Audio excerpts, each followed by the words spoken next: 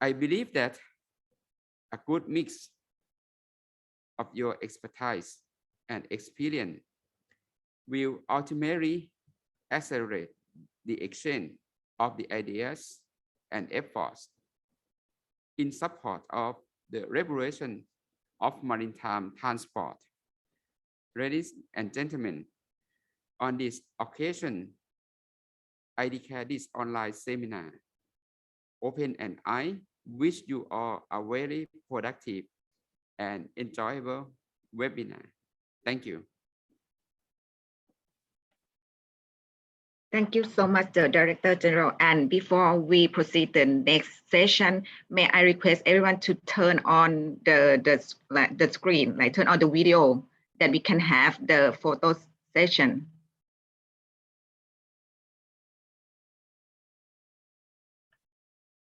One, two, three, smile. And one more time. 1, 2, 3, smile.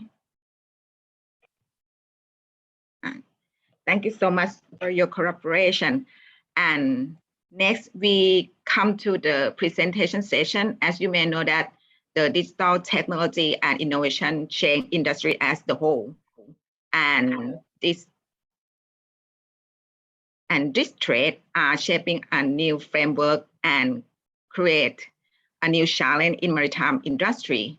And today, we are very honored to have our guest speaker who are keen and have a long experience in maritime field.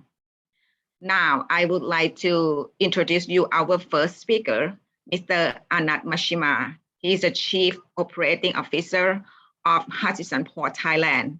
He has more than 20 years experience in port business and logistics industry, and he be a part of the project development and operation team of Hutchison Port Group. And today he will share us the topic of disruptive technology in port. And now I would like to give the floor to Kun Anat. Kun Anat, please take the floor.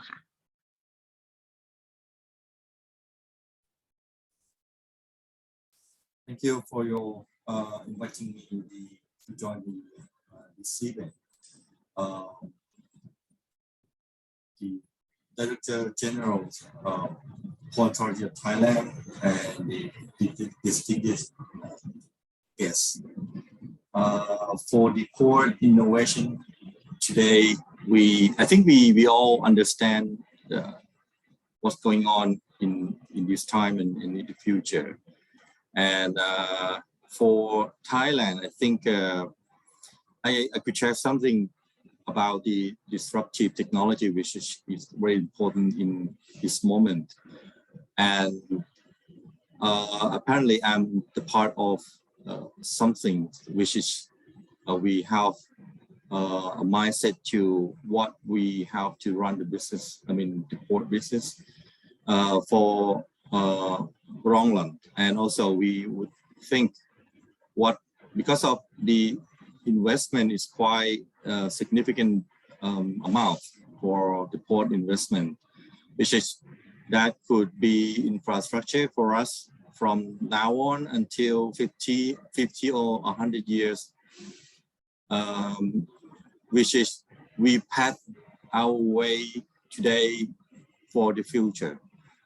However, I think the problem is the world changed rapidly, and we need to understand what the change in the future as well. So I would like to share you something which we are now facing about this, and we have a tuning and turning to how we could alive and achieve in terms of port business. Let's see, I would like to share you something about the statistics of the trade value of Thailand in this moment that we have got from the trade policy and the strategy office. You may see that last 2 years, it's very significant drop from the number of export and import value. To compare from 2019, it's quite stunned for us that COVID situation could make us unbelievable numbers like minus. Anyway, catch up in 2021, it looks like we can recover from the situation. However, we all still maintain to fighting with the COVID situation, which is we now, I think, maybe fifth wave already. And we have not yet done in terms of understand the situation in the future. We just guess what will be in the future. Like this morning, the government announced for 1st of January, 1st of July, maybe it could be endemic in a few months times from now. But we think, is it real or not real? It's just guess. However, for port business, we are the business that open for 24 hours, 7 days, non-stop operation. And we are the gateway of our country. And also somehow we now think about to be alternative of the transshipment port in the future as well, because of we have capacity and ability to enlarge our dreams on that. So when we look at the number last year, quite okay for us, that improved in terms of the trade balance. For this year, it's quite significant number increasing what we have seen just a few months. However, the incidents happened in Ukraine and Russia again, which is we don't think it's going to be happen. I don't think someone, I mean, mostly of our people, may think that we are in the dreams on the situation like that. And that is another thing that can disrupt us how to run the business, because of port business is about international linkage. So this is another examples on that. For the disruptive technologies, it's not only for a port, but we have to think about the stakeholders, which is it could be very significant or very important for the port to think about. I just give you some more examples in these pictures presented for Hutchison Port business last year, which we operate about 1,000 vessels calls, which is in 5 years past or 10 years ago. In the previous time, most of the size of the vessel is about Panamax side feeders, and also somehow post Panamax, which is about 10 or 15% of the total calls of the vessels. However, last year, the ultra large container vessel size coming up to us, which is actually after the Terminal D of Amsterdam Port commencement, which is we focus on futures. Then we build up terminal for that. Why I have to mention this? Because of this is another thing that technology, the disruptive technology of our customer as well. Once the vessels change because of technologies, the technology of ship builders provide for our customers like a vessels operator or liners. Then ourselves, like a port business, we are the service business, which is serve the vessels mainly, and also container. We have to think about that. And this is why we have to think beyond we are for the future, 30 years, 50 years or even 100 years from now, which we have to build up our infrastructure to compatible with what the technology will come in the future as well. This is one example.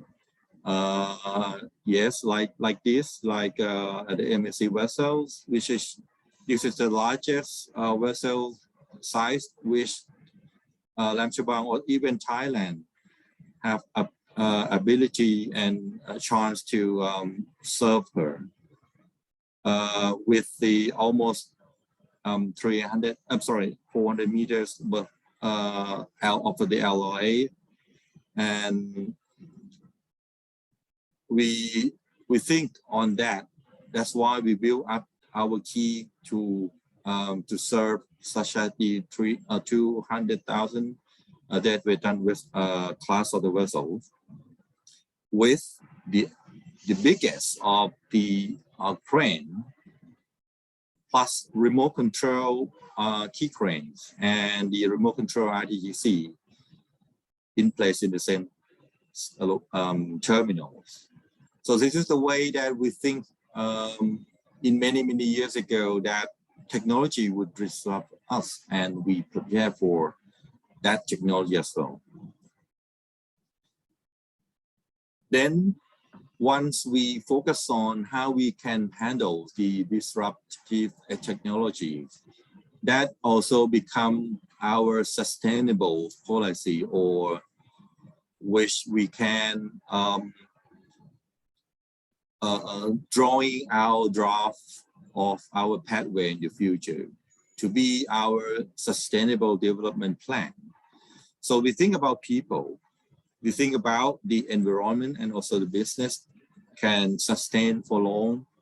And because of we are the gateway of country, and we think we aim ourselves to be a gateway of our region.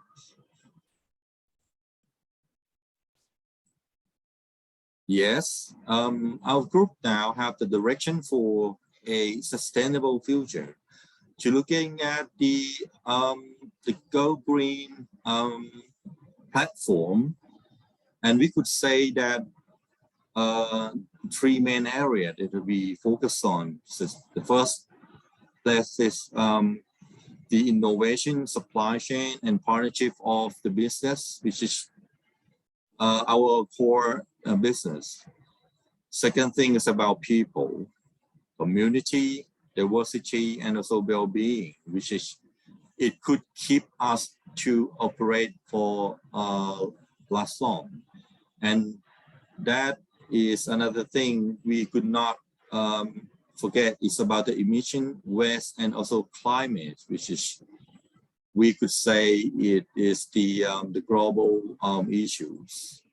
So the greenhouse gas reduction, waste reduction, I think we are all familiar with the environment issues. Our people and the business all together collaborate to be our sustainable future. Yes, this is one example that I would like to share you on the 2020 environmental data highlight, which we could follow our policy in terms of sustainable, that we reduced about the 32 gigawatt hour of electricity, and the reduce the carbon footprint with about 30,000 tons of the carbon emissions, which we could save our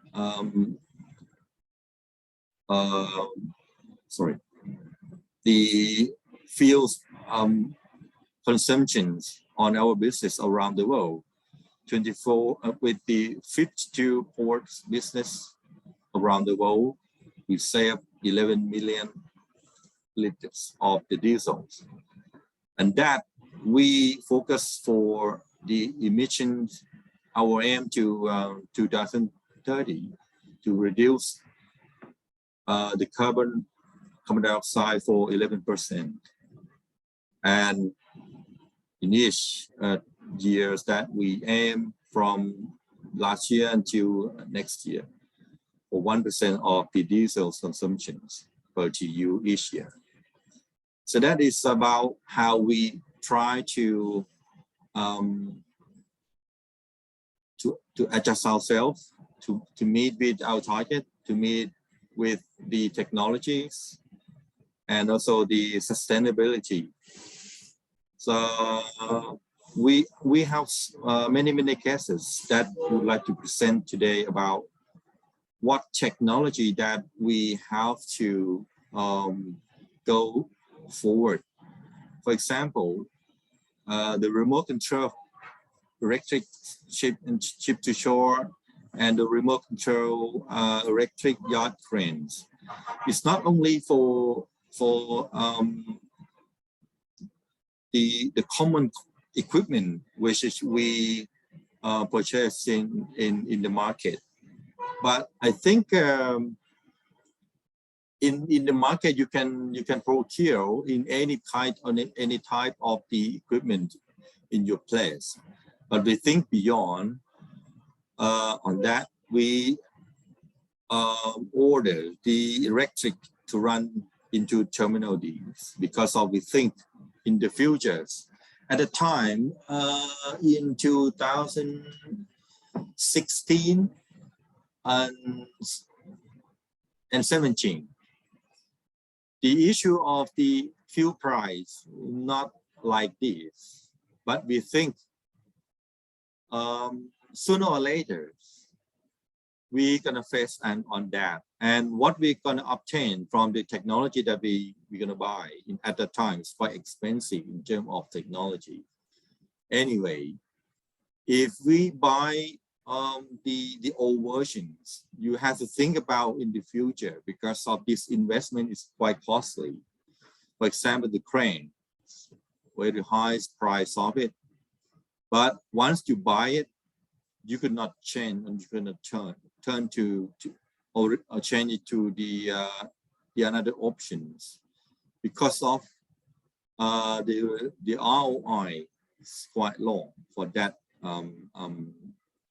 topic that you have to expend for. And now I think we are in the right pathway that we go for. We think this could help us to be more safer in terms of operations because of this technology applied and provide that in terms of the technologies of safer, also plus with the productivity and the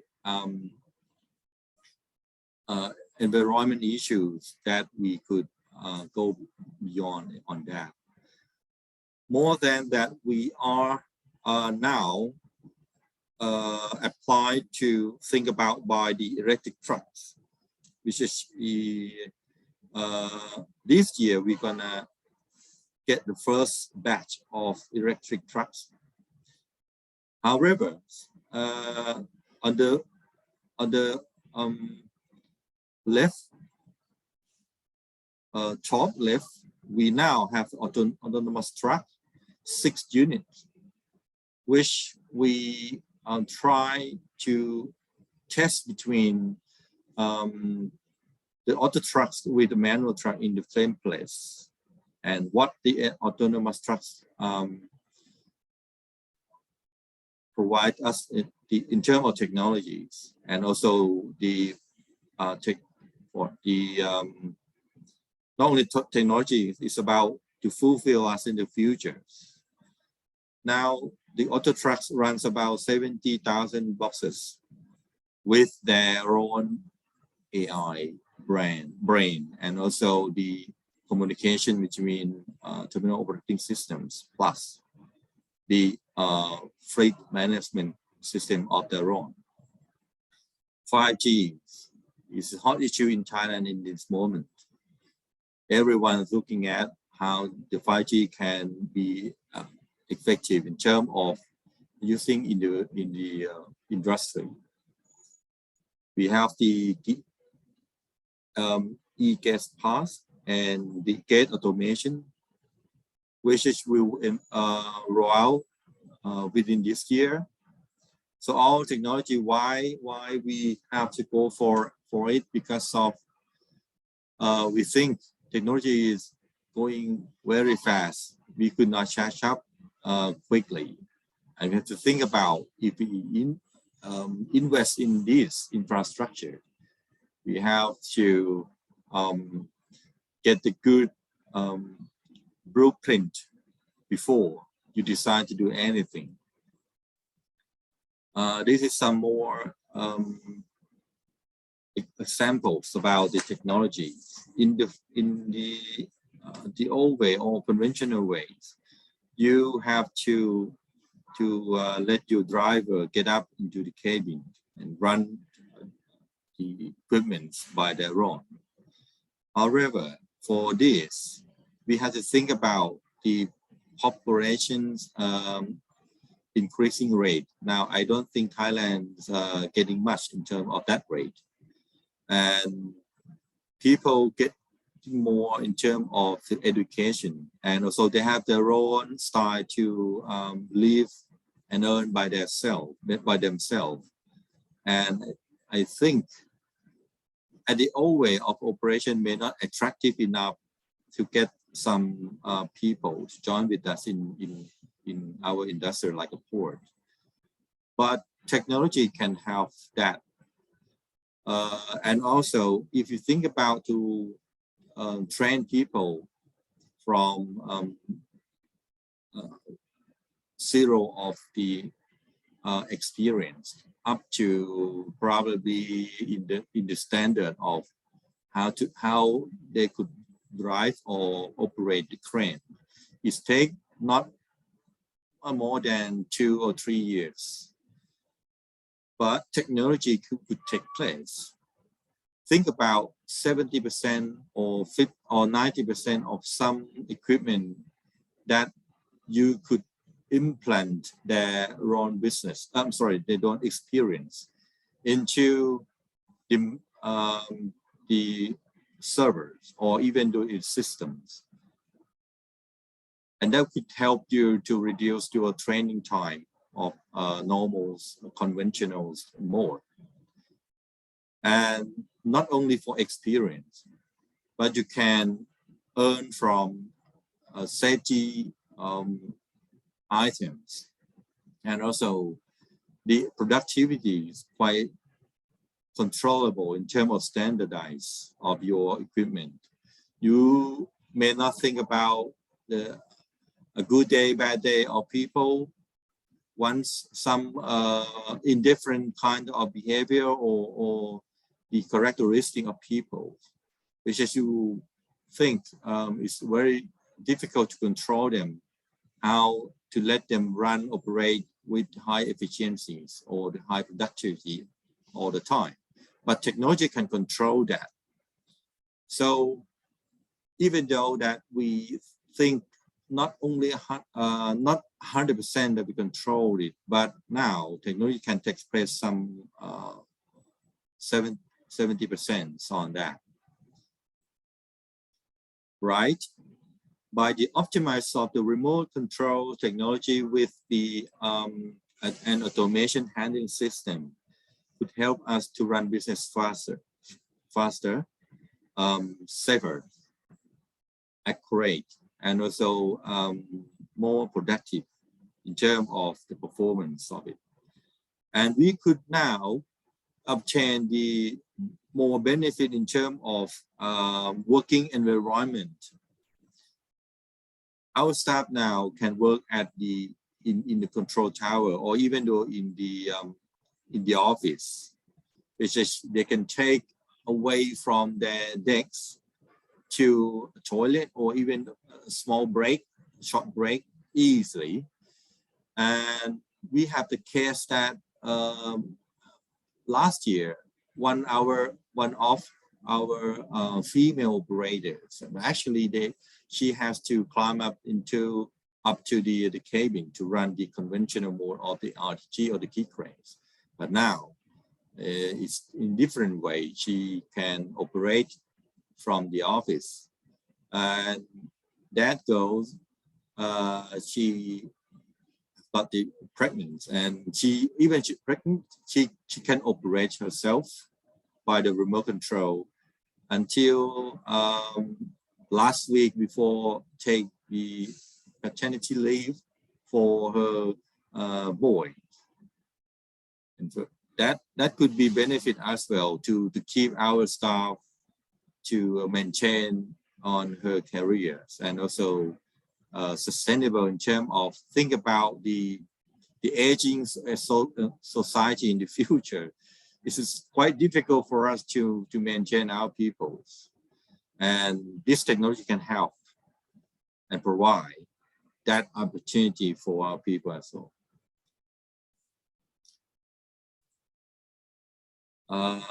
Next, yes, I have some more example for the technology which is we think we have to live with is the disruptive technology, and that change our future as well in terms of the old way. So digital and online services, this is a must in the business, which is if you have to get more or expand or run faster in terms of business competitive, you have to obtain these technologies. And we also have some service, for example, we have EDO, electric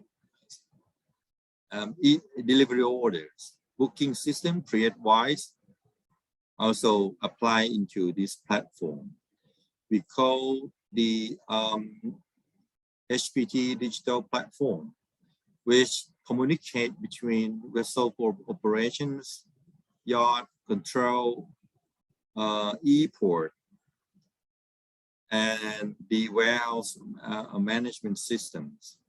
We link with the trucks appointment system provided by the Port Authority of Thailand, and also connect with the national single window and also the web of the customs to communicate between data exchange and sharing information to operate. And I think that I heard from my colleagues, the Port Authority of Thailand study on the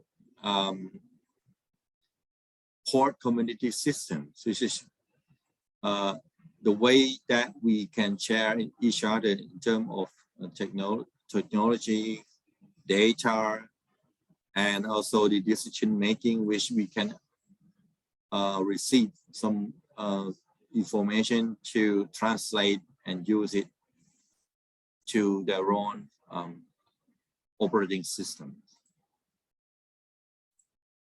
So this is some more information that I would like to share you on the digital platform for the PAT truck queue systems. Yeah, it might be a common thing in the other countries to link between community of transportation. In Thailand, that is a very good decision to go for it, because of we have to aim ourselves larger from now to the future, and we have to handle it not only for the channel of it, but we have to think about the linkage of communication and transportation. For example, now we have been focused on the Southeast Asia's hub or the gateway from the southern of China's linkage for Myanmar, Cambodia, and Laos, CLMV, Vietnam as well, Malaysia, Singapore as well, Indonesia, and also Philippines, our members. So I would like to get back a little bit in terms of the technology. We have the mobile application we call UBI. So any port user can apply it and use it to check themselves without waiting for make a call to the terminals, check their status of container or even some custom formalities sometimes is the thing. We have the e-tag invoice or receipt service for the customers, which is quite easy and really effective in terms of using the electronic. This is sometimes that once we compare to what we are in the past and now on and what in the future, I think our life is going easier in terms of running the business and living. So sometimes people may think they're gonna lose their job or what will impact them in terms of their daily work. We also explained to many people and the port users that could help you manage your life easier to compare with the old day. For example, if you have to drive your motorcycle or cars to the terminals or ports to get only one page of the papers, you think about use the mobile applications, and then you can have that done without 5 minutes, and that could help you save your time, your cost of operations, and also save your life on the road as well, because of we could say it's quite difficult to think about how to drive safe and get back safe. That is one example for technology can help us to run business. This is one more example for the global shipping business network model, which is now Hutchison Ports Thailand be a member of this GSBN's business. We provide our service to our customer as well in terms of sharing information. The EDO is one of the examples for customer to apply to use. The conventional way, customer have to bring the page of delivery orders or DBL to terminals or to the customs office to present originally. But for these technologies, we can provide them the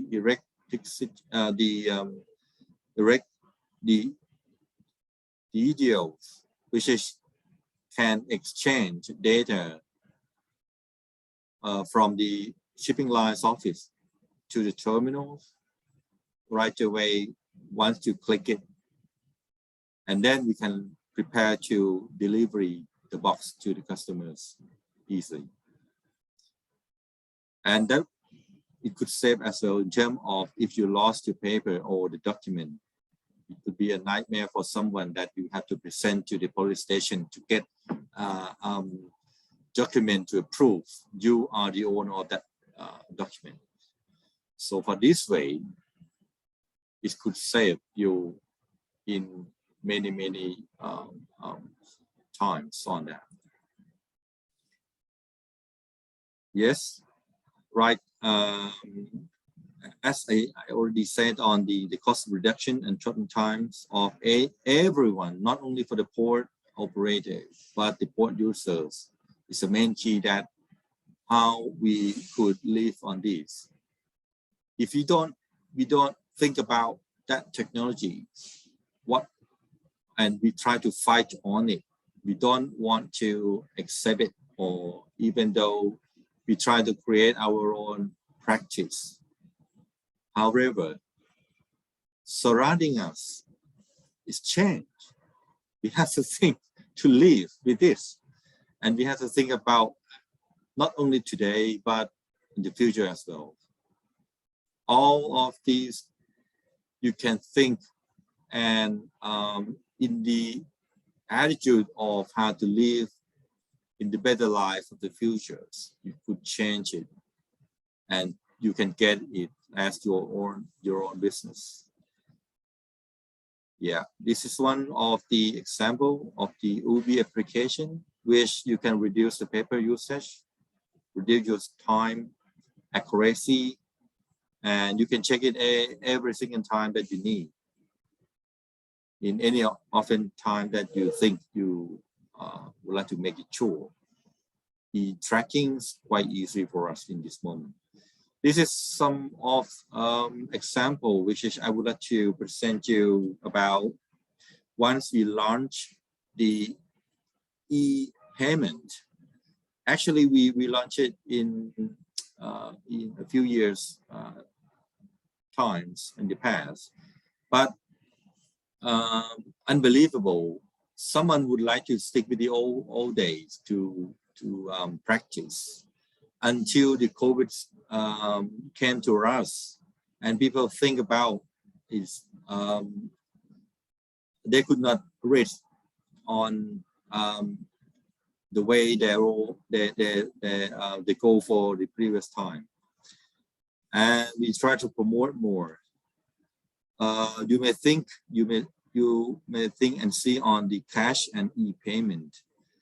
It's quite equal in terms of in the few months in the early of last year, but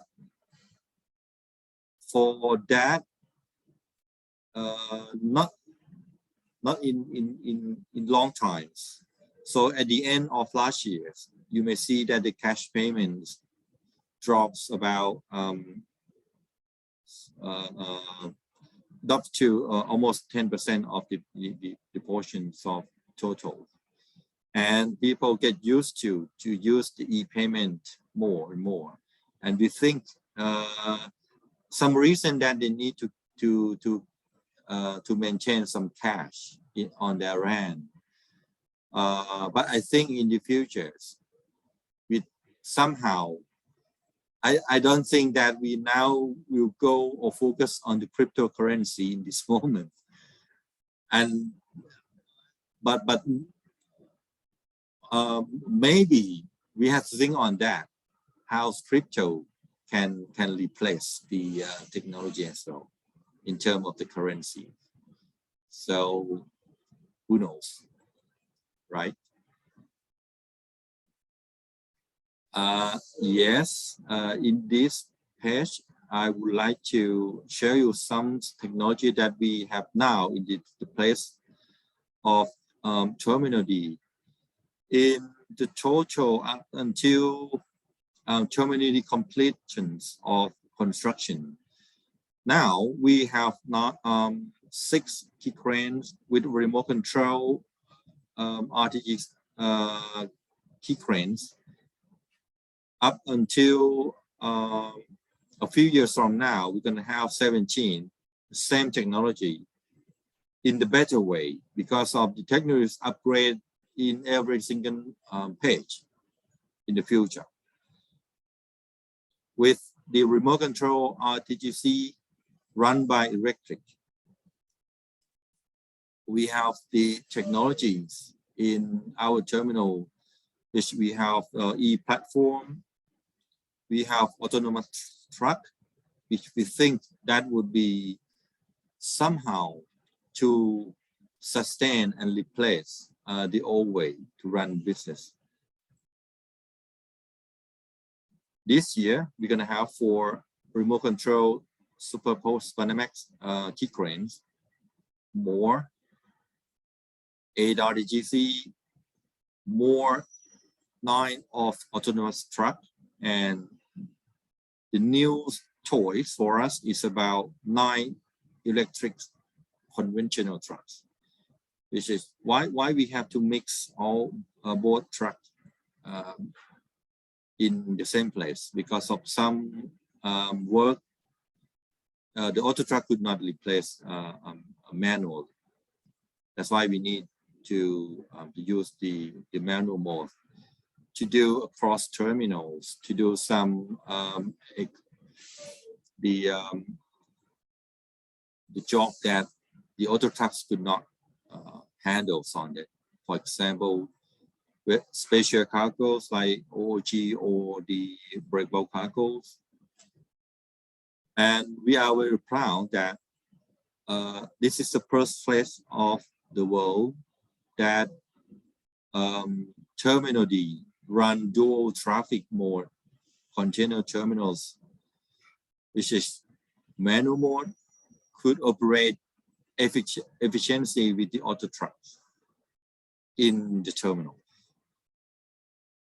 And I think we are the leaders of the port networks that we think disruptive technology could help us to be sustainable in terms of port business and be a part of the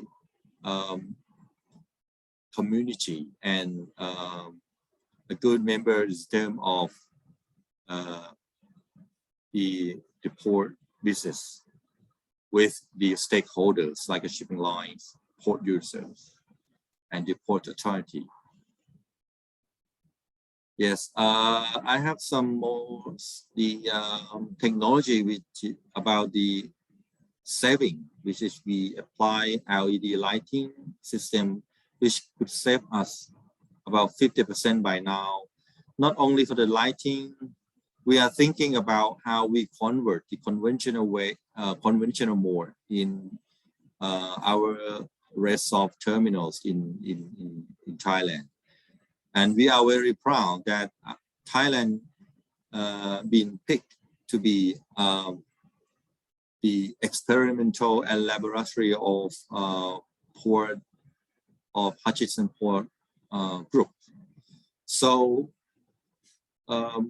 this is some examples that I would like to share you for how disruptive technology drive us until today. Thank you very much. Next could be a question and answer sessions. Thank you so much, Mr. Anat, for sharing us the technology in Hutchison Port. I think it's very interesting, particularly the Ubi, if I'm not wrong. Maybe there's a sibling of the Uber. By the way, according to that, we a bit run out of time. So I would like to say that we would keep the question to the questionnaire session on our last session. So thank you so much again, Mr. Anat.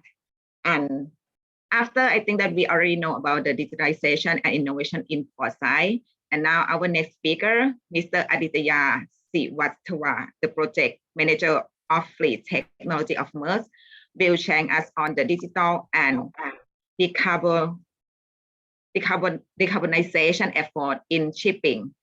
Mr. Aditya has an experience in environment and technology in shipping industry, and now he is also the guest lecturer in World Maritime University.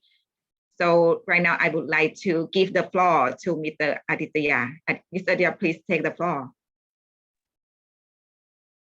Thank you, Mr.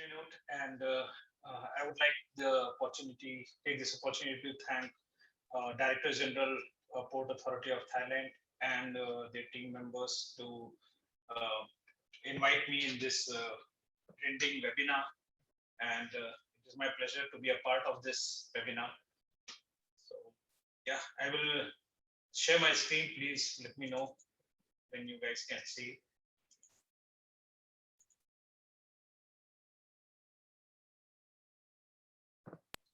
Yes, we can see your screen, but I think your voice is a bit low. Could you volume up your voice, please? Okay, so can you hear me now? Yes, very clear. Thank you. Yeah, so I'll just repeat again. Yeah, I would like to take this opportunity to thank Director General Port Authority of Thailand and their team members to giving me this opportunity and to be part of this trending topic, which is the talk of the town nowadays in maritime industry. So yes, I'll be giving a perspective about the maritime industry and how digitalization and decarbonization is helping bringing maritime or ocean leg towards sustainability. So yeah, I will just start straight away now. And as you can see from the slide, what I want to highlight is for any industry to go under the energy transition, there are 4 different principles which they have to follow, which includes decarbonization, digitalization, decentralization of the power, and decreased use of fossil fuel. But today in the seminar, we'll be focusing on mostly decarbonization and digitalization as on shipping or in maritime, we are generating our own power. So there's no scope of decentralization of the power as such. And currently we are still using a lot of fossil fuels for power generation on board. So and there's still room for developing technology for the decarbonization of the maritime industry. So let me show you the current values. So currently in maritime industry, we have around 100,000 of commercial vessels which are in operation, and they are burning around 300 million tons of fossil fuel oils, and which in turn is generating a lot of GHG gases, and total amount of these gases which are generated by maritime industries around 3% of the total share of global emissions. So if we have to be clear when we are saying GHG emission, it involves 6 different type of gases, and then there is CO2 emissions. So we have to quantify both emissions and focus on both type of emissions when we are thinking about decarbonization via maritime industry. So as you can see from the graph below, this I have taken from latest IMO study, and till 2020 we had around 850 million tons of CO2 emissions, and which is increasing day by day. And if the current scenario stays like this and we do not take any measures to comply with the reduction measures, then the business as usual scenario will result in a generation of about 1,200 million tons of CO2 by the year 2050. So IMO has taken some strict steps to bring it down, and some of the companies, including Maersk, where I am working, we are taking drastic measures to bring this emissions down to a level where by 2040 we have net carbon zero emissions. And so this is what is required to bring down the rise in temperature also as per the Paris climate strategy. And this graph is actually showing you showing the GHG emission.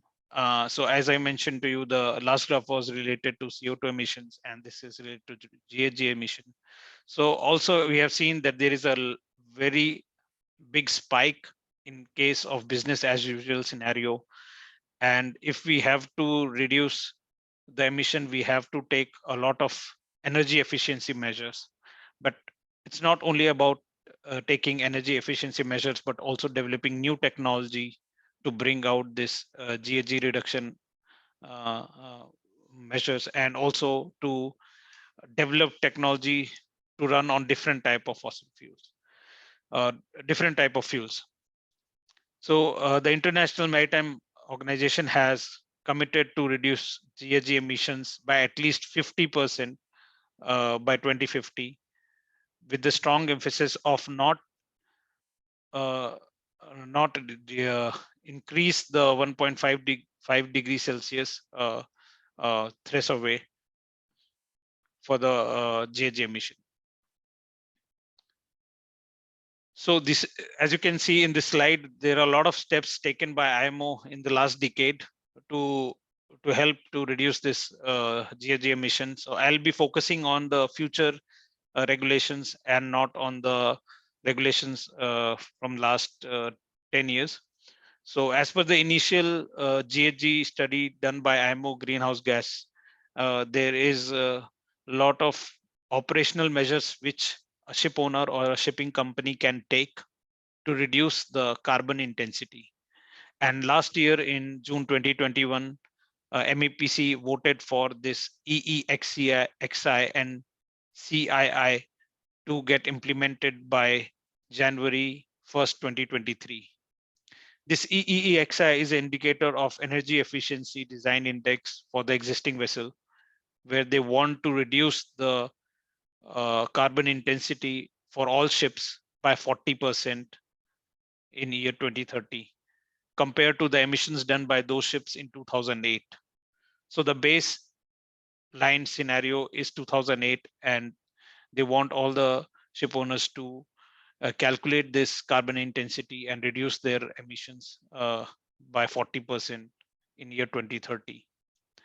So they have given 1 year for the ship owners to do the assessment in relation to what will be the EEXI value for the particular ships and what will be the carbon intensity indicator for those ships. And then from the year 2023, they would like the vessels to capture all this data and start reporting. So even though it is about a decarbonization strategy to actually measure the fuel oil emission factors and to know how much fuel we have consumed per voyage or per leg of a voyage, we have to rely on a lot of flow meters or a lot of IT equipments to get the accurate measures. And that's where the digitalization of maritime industry also comes into the picture, because we cannot have a wrong calculation done manually to show the fuel burned on board. So that's why nowadays we are installing a lot of flow meters in ships to get the real-time data and get the actual value of the fuel consumed, and in turn we can calculate the carbon intensity of that particular vessel during the year. And then we can compare it with the similar class of vessels by having this data sent to shore. So because it's a real live data, we can also compare different type of ships to get the benchmarking of different ships. So this is what IMO has proposed till year 2023. But going ahead, the strategic objective of IMO is to reduce the CO2 emission by 40%, and in year 2050 to reduce the GHG emission by 50 and total CO2 emission by 70%. So there are different objectives when it comes to CO2 and GHG emissions. So this has to be kept in mind where choosing different type of measures to implement on board. So this was the introduction about what IMO as a regulatory body is telling ship owners or shipping companies to do. But I will just focus on different types of measures which a company can take to decarbonize their existing fleet. So as you can see, there are different measures which are available to shipping companies, and it is basically 3 different types of measures, and the 4th one is the price mechanism, which can help to decarb shipping a little bit faster. So these measures are mentioned here. The first one is technological, where you actually change the ship design and you make the ship like more efficient to trade on a particular voyage. The second is operational, where you can do some kind of optimization when the ship is en route and going from distance A to distance B, what you can do during the operation of the ships. So that comes under the operational measures.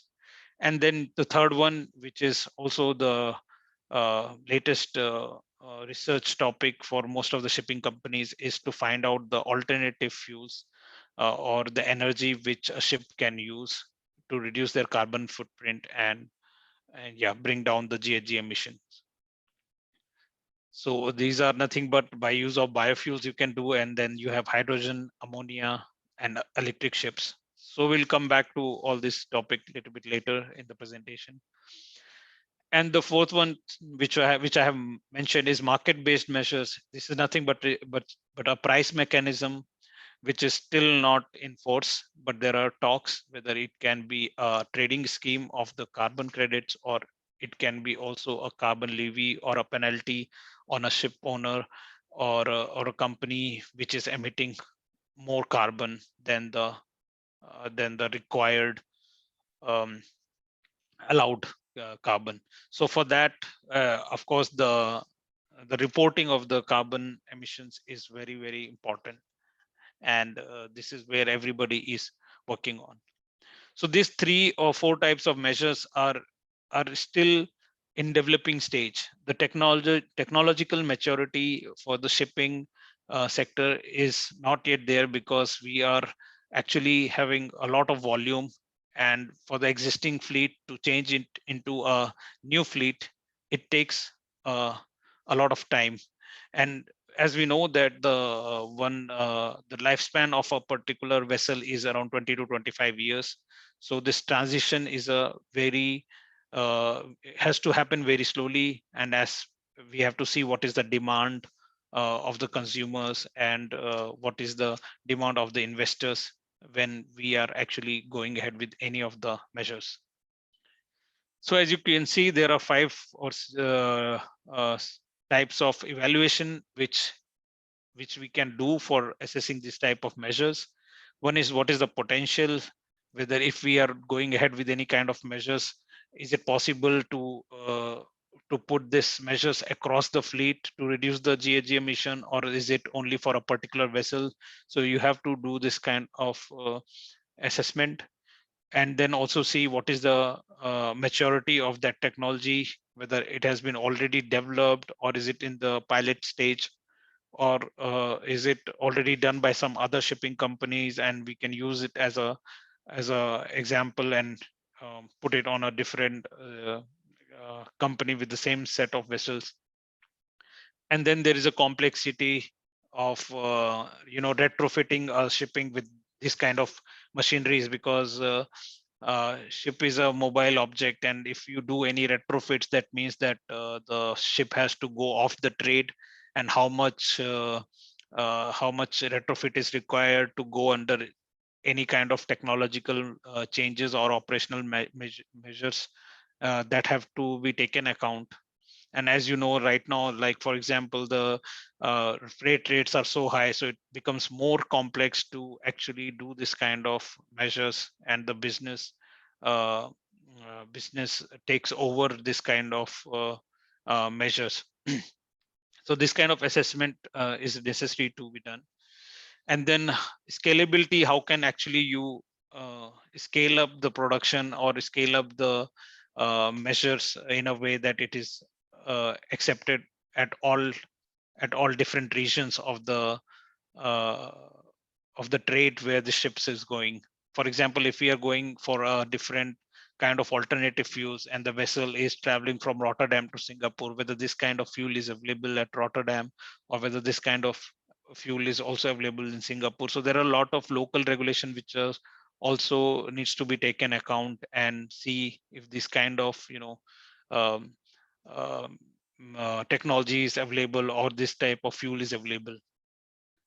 And then readiness is nothing but if the consumers are ready to accept this kind of technology, because with every change, there will be a change in the cost, there will be change in the freight. So the readiness to comply with this kind of measures should be from the consumer side before any of the shipping company try to take these measures.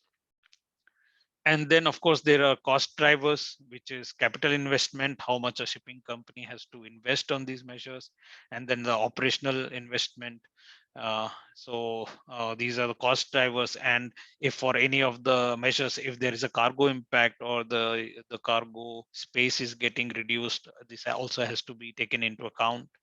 And as I mentioned, like there is a talk about putting a price mechanism on the carbon which is generated by the entity. So there can be a scenario where the carbon tax also comes into the picture, which company has to pay in case they are emitting more than the required or allowed time. So I will just go into a little bit more detail or examples for showing you different technological and operational measures and alternative measures. So as you can see, there are different types of technological measures. One is slender design. You can always, make your design of the ship optimized in a way that there is less drag or less resistance of the ship against the water. So that can be done by various different softwares, by doing a lot of scenario study of the ship going into different route, and you can actually simulate this kind of conditions to get the potential fuel savings. Then there are propulsion improvement devices, for example, different types of propeller with the different type of rudder technology, and the optimization of the bulbous bow, which can actually reduce the fuel consumption and ultimately reduce the GHG emission. And then the fourth one, which is air lubrication and hull surface. There's a new technology which is coming into marine sector, is putting air film in between the hull and the surface of the ocean, and this reduces the resistance and helps in reducing the fuel consumption. And the fourth one is heat recovery, which also has a potential of saving fuels by 0 to 4%. So one ship owner can actually go for one design, or they can also go for all of them together. So accordingly, they can reduce their fuel consumption and emissions year on year basis, if they can put these changes in the dry dock, or whether they can do it during the trading of the vessels and so on. I'm just showing some of the pictures which are showing the technological measures for understanding purpose. So as you can see in this heat recovery drawing, that a main engine which is used for the propulsion of the ship also emits some exhaust gases, but these exhaust gases, instead of just directly sending it to the atmosphere, can also be used to turn this turbocharger, which in turn can generate some electricity. And also these exhaust gases, which are very high in temperature, can pass through the economizer, which is nothing but a kind of boiler, and this boiler can generate steam, which in turn can also turn this turbine and generate electricity. So instead of actually burning fuel again to generate electricity on board and to propel the ship, this way we can utilize the waste heat of the ship to generate electricity and helps in the reduction of the GHG emissions.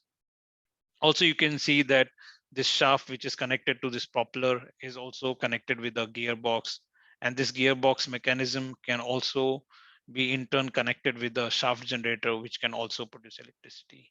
And this is now used on like on a frequent basis. So it's something new, not new, but something old technology, but we are now seeing a different ways where you can also produce electricity. So it's a more optimized method of using waste heat. And then there is hull surface cleaning. So earlier this hull surface cleaning was used to happen in dry dock manually, but nowadays we have a lot of ultrasonic equipment which can be fitted onto the hull when they are en route to point A to point B, and this can actually prevent the hull fouling and marine growth on the body of the ship. And of course, you also have special type of paints on the hull, which is self-polishing paint. And if you install this ultrasonic devices, it also helps to reduce the marine growth. So this kind of technological measures can generate about 4 to 5% of fuel reduction. Another example which I was showing was related to this air lubrication. And so you can see that we can install a compressor on board ship, which will take air from the from exhaust or from the normal atmospheric air, and can help us to make a film between the surface of the water and hull. And it can actually helps the ship to glide over the air and reduce the friction between the water. As we all know that water has a very a drag because of the propeller unit. So this is something new which is coming up, and yeah, many of the ship companies, including us, we are trying to do a pilot and understand how much reduction can be made. But in the software or in the simulation, there is a possibility of reducing 2 to 9% of the fuel consumption. Yeah, and then there is a gate rudder technology, which is easy to install and does not affect the cargo space or does not affect the engine room space, and not much modification is required to do this. And it helps in the quick maneuverability of the vessel, and also reduces the drag or reduces the resistance of the ship. Now, and then there is a fuel cell and battery. There are many vessels which are using this fuel cell, but it is not used for cargo carrying right currently, and it is during the north part of the world where these icebreakers are used. They're using this fuel cell technology, but there is a lot of research going on to actually use this fuel cell technology to generate hydrogen on board, which can be used as a fuel, and also it can be used to generate some electricity, and in turn charging the battery on board, which can then again used. So it's like a loop mechanism where you are generating some kind of alternative fuel, and then using this fuel you are generating electricity, and then in turn charging the battery, which can be used on board. So but a lot of research is still happening on this sector, and it is still not sure what kind of ships can actually have this arrangement. Then moving to the operational measures. Operational measures, as I mentioned, it's nothing but something which you can do during the voyage or during your voyage planning, and nothing related to the ship design.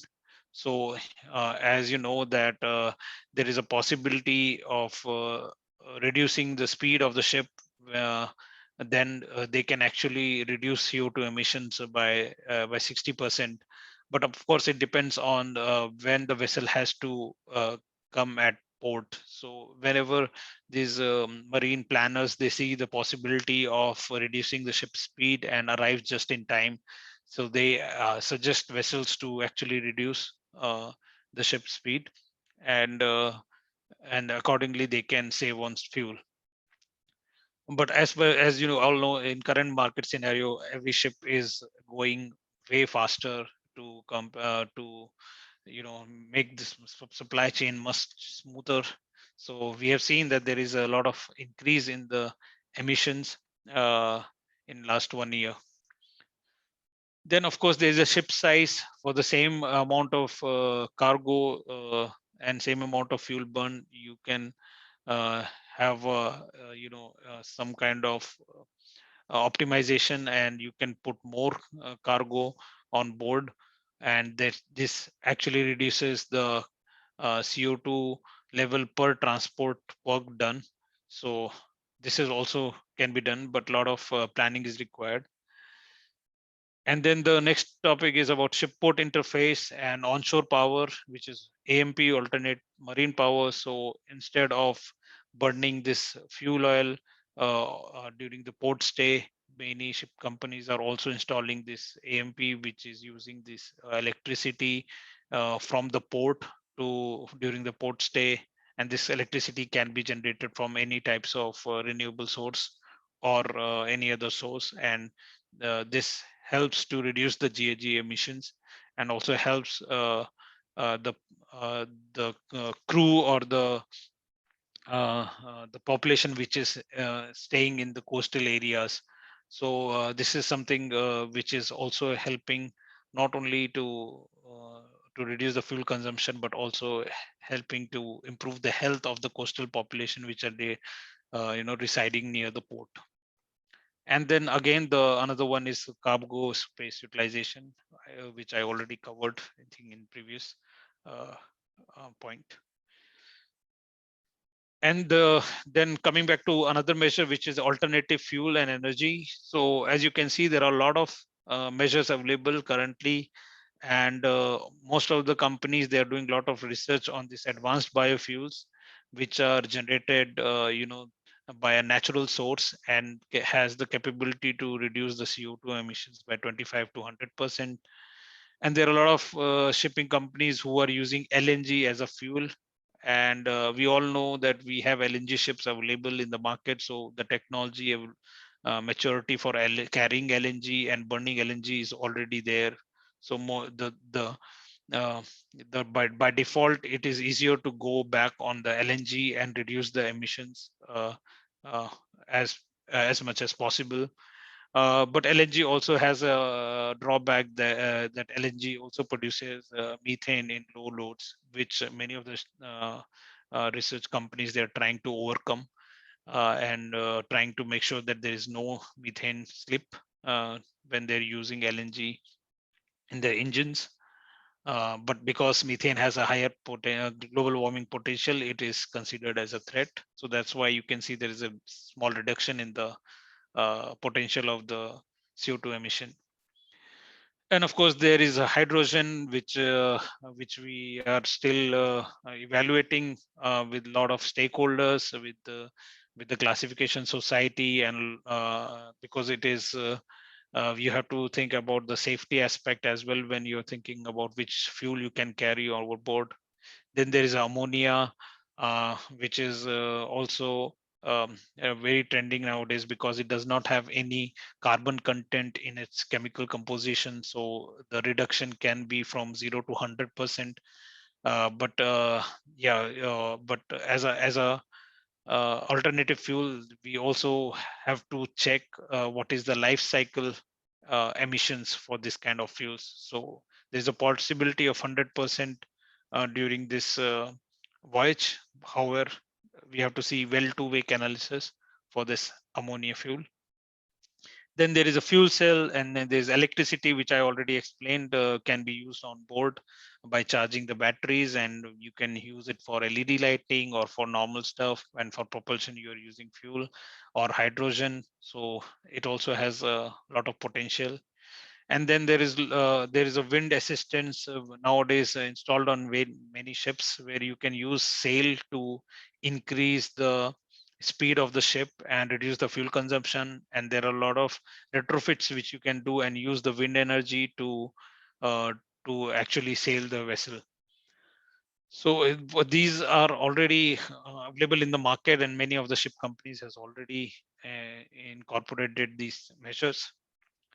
Yeah, lately I have seen that some of the shipping companies has also installed solar panel on the ships to reduce the load on the generator and use this panel to generate electricity.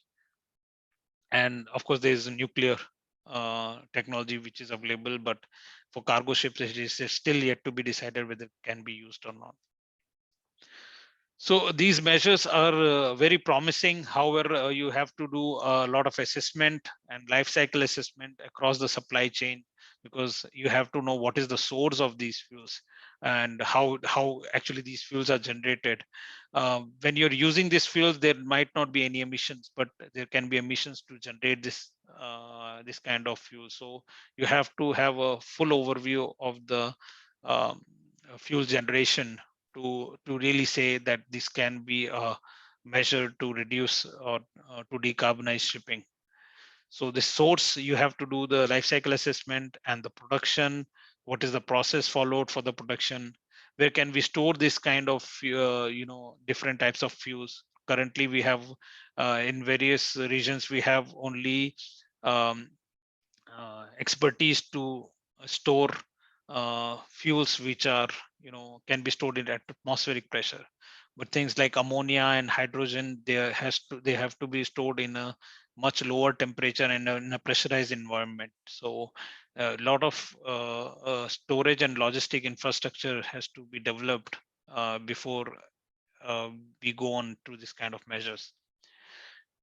And yeah, similarly, bunkering infrastructure. So whether we can bunker this kind of fuel in different ports and then see what is the propulsion efficiency of the vessel.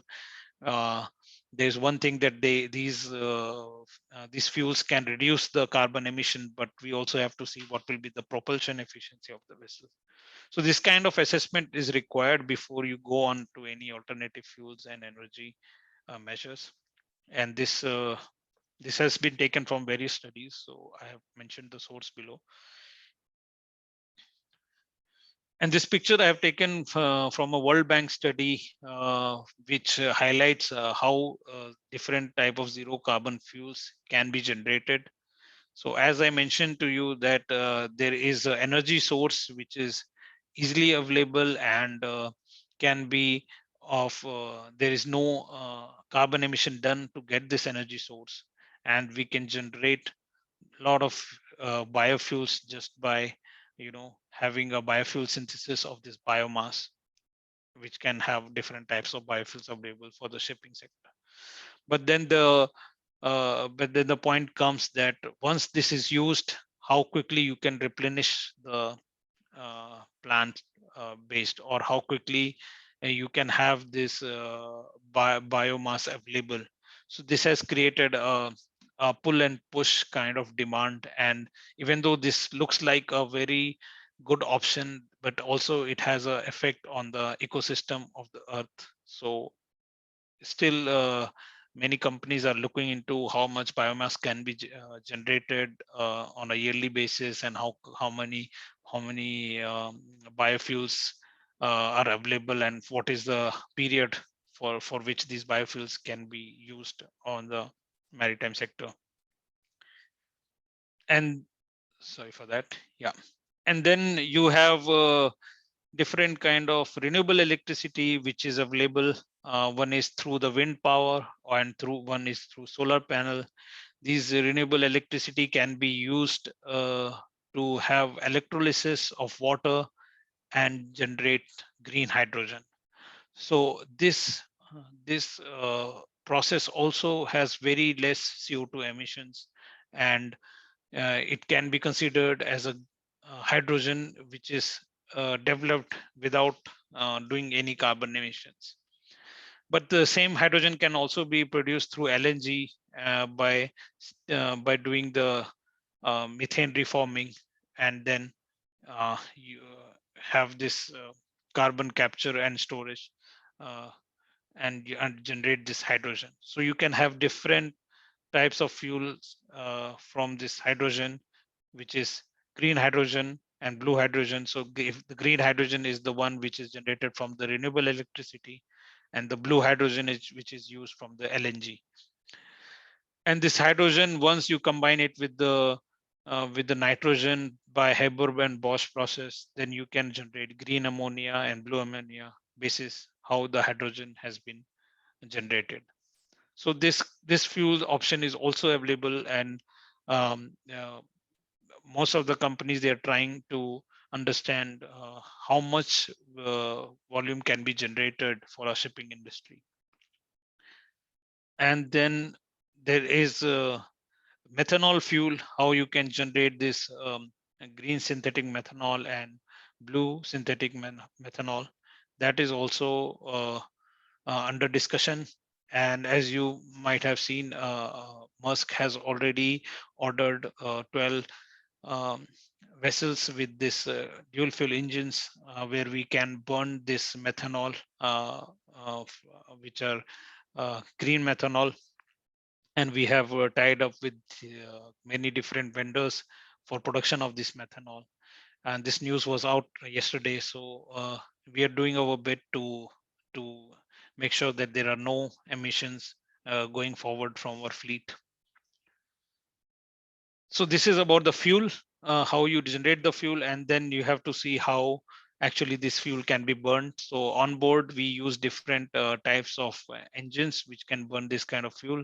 So this is the dual fuel methanol engine, which is developed by Man, who is an engine maker, but there are engine makers from Wärtsilä, Himsen also who are developing this technology. This is for an example I have taken from Man BMW maker, and we can see that there are a lot of orders in the recent years, and there was a very less technological maturity about the how this engine can burn this kind of engines. But in last year, there has been a lot of order value for this kind of engines. So most of the shipping companies are going ahead for this alternative fuels, and they're ordering these kind of engines. So once we choose the fuel, once we choose the engine, then it is about how do we prepare our vessels for these kind of fuels. So for the existing fleets, of course, there is some kind of modification required if you want to burn this kind of fuels.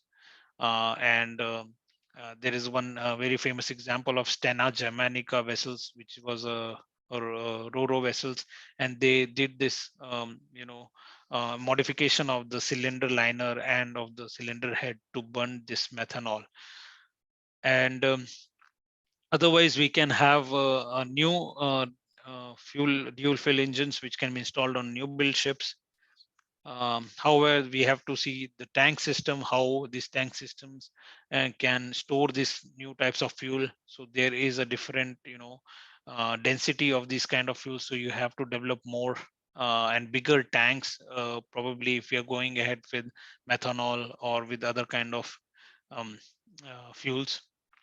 And accordingly, there will be a change in the cargo space and the change in the engine room structure. This has to be well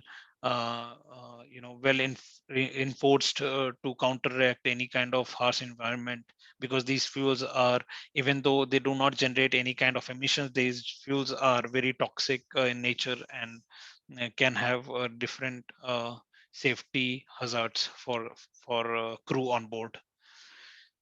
And since these kind of fuels will be burned in engine room, again, you have to do a lot of modifications to minimize the leakage. So I will not be going into detail, but there are a lot of fuel wall train which is put on board to have the proper automation and also to have less leakage on this kind of vessels. And also to do this, there is a lot of external stakeholders feedbacks which are taken.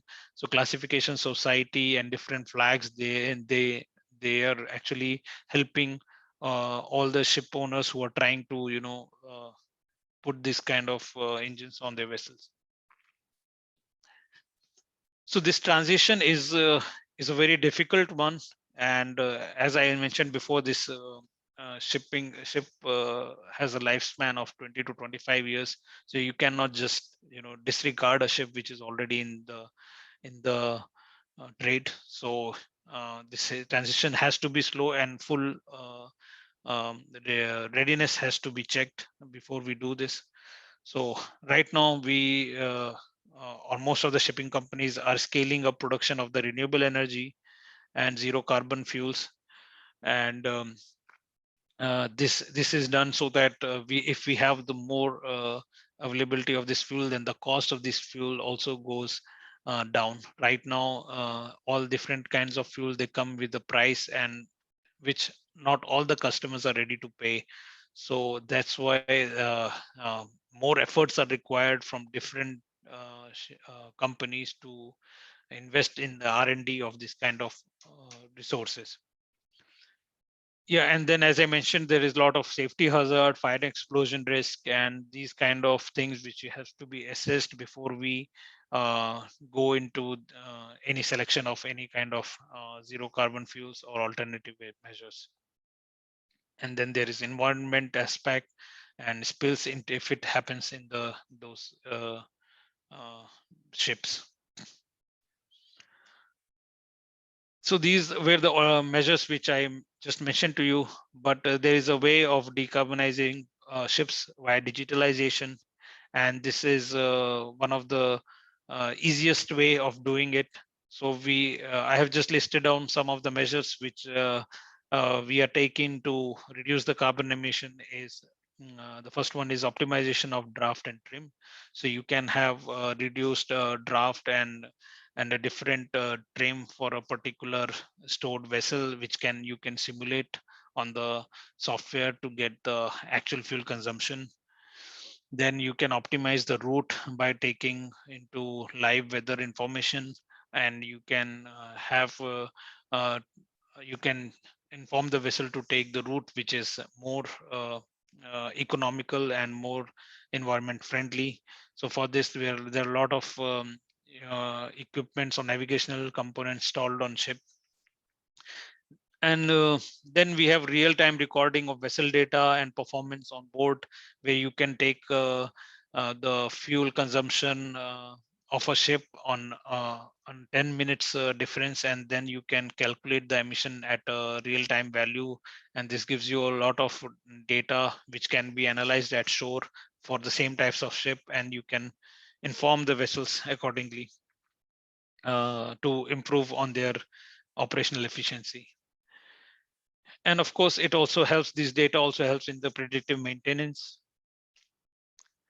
And as mentioned by previous speaker about this single platform, so yeah, because of this blockchain technology coming into the picture, and there is a single window platform which many companies are using, which also helps in reducing the communication between the different stakeholders across the supply chain.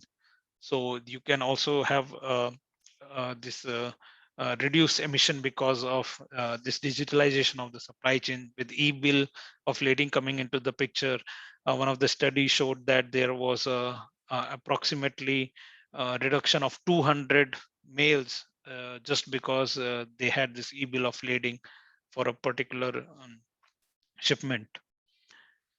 And then there is collaboration between sea and shore on the operation of the fleet. So it is in line with the real-time recording. So we are monitoring the vessel performance on the shore side and helping crew to take informed decision. Just-in-time voyage planning. So this is also to make sure that you can reduce the speed of the ship and arrive in time and not before and not after.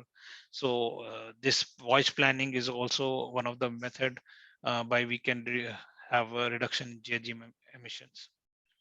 And then monitor the vessel performance and benchmarking. And it is a combination of all these efforts. Then we have something new, digitalization trends coming for more efficient ships. And this is because there are a lot of technologies which are available who can actually monitor the hull form and different scenario where the ship is going. So this study we can utilize and have a simulation done on board or onshore, and then implement this during the design phase. And then use of computational fluid dynamics to understand the different scenarios where the resistance is high, and how the structure of the vessel has to be strengthened. And then there is a control system optimization by limiting the power of the engines, and by installing this wind assisted propulsion, you can have more reduction. And this new thing which is coming into picture right now is the digital twin support, which is nothing but a full replica of a system which is available on board, and you can have it onshore, and whatever conditions your machinery is working on, you can have the real live data for those conditions onshore, and you can predict the failure of an equipment. So this digital twin support is something new which many companies are coming up with. However, it comes with some kind of R&D, and you have to scan the whole ships, or you have to develop this during the new building stage. So we are also using this digital twin support for design optimization. And of course, it helps us to replace any of the malfunctioning of the equipment. And this is optimization of bulbous bow is nothing but to reduce the drag of the ships. So what I would like to highlight is there are a lot of different solutions available to a lot of different shipping companies, but it is not a silver bullet for decarbonizing the shipping, and we have to use. Sorry, I'll share my screen again. Yeah, we have to use this for different size of the ship, different technology, and different trade of the ship and different technology. So it has to be done as per the requirement. Yeah.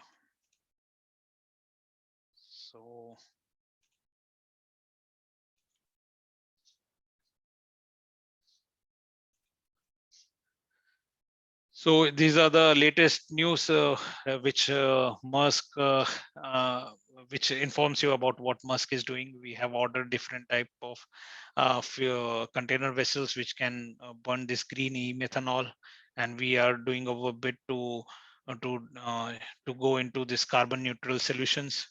And we also have a zero carbon center which is spreading the knowledge about decarbonizing the global maritime industries, and a lot of partners have been involved in this, and they all are helping and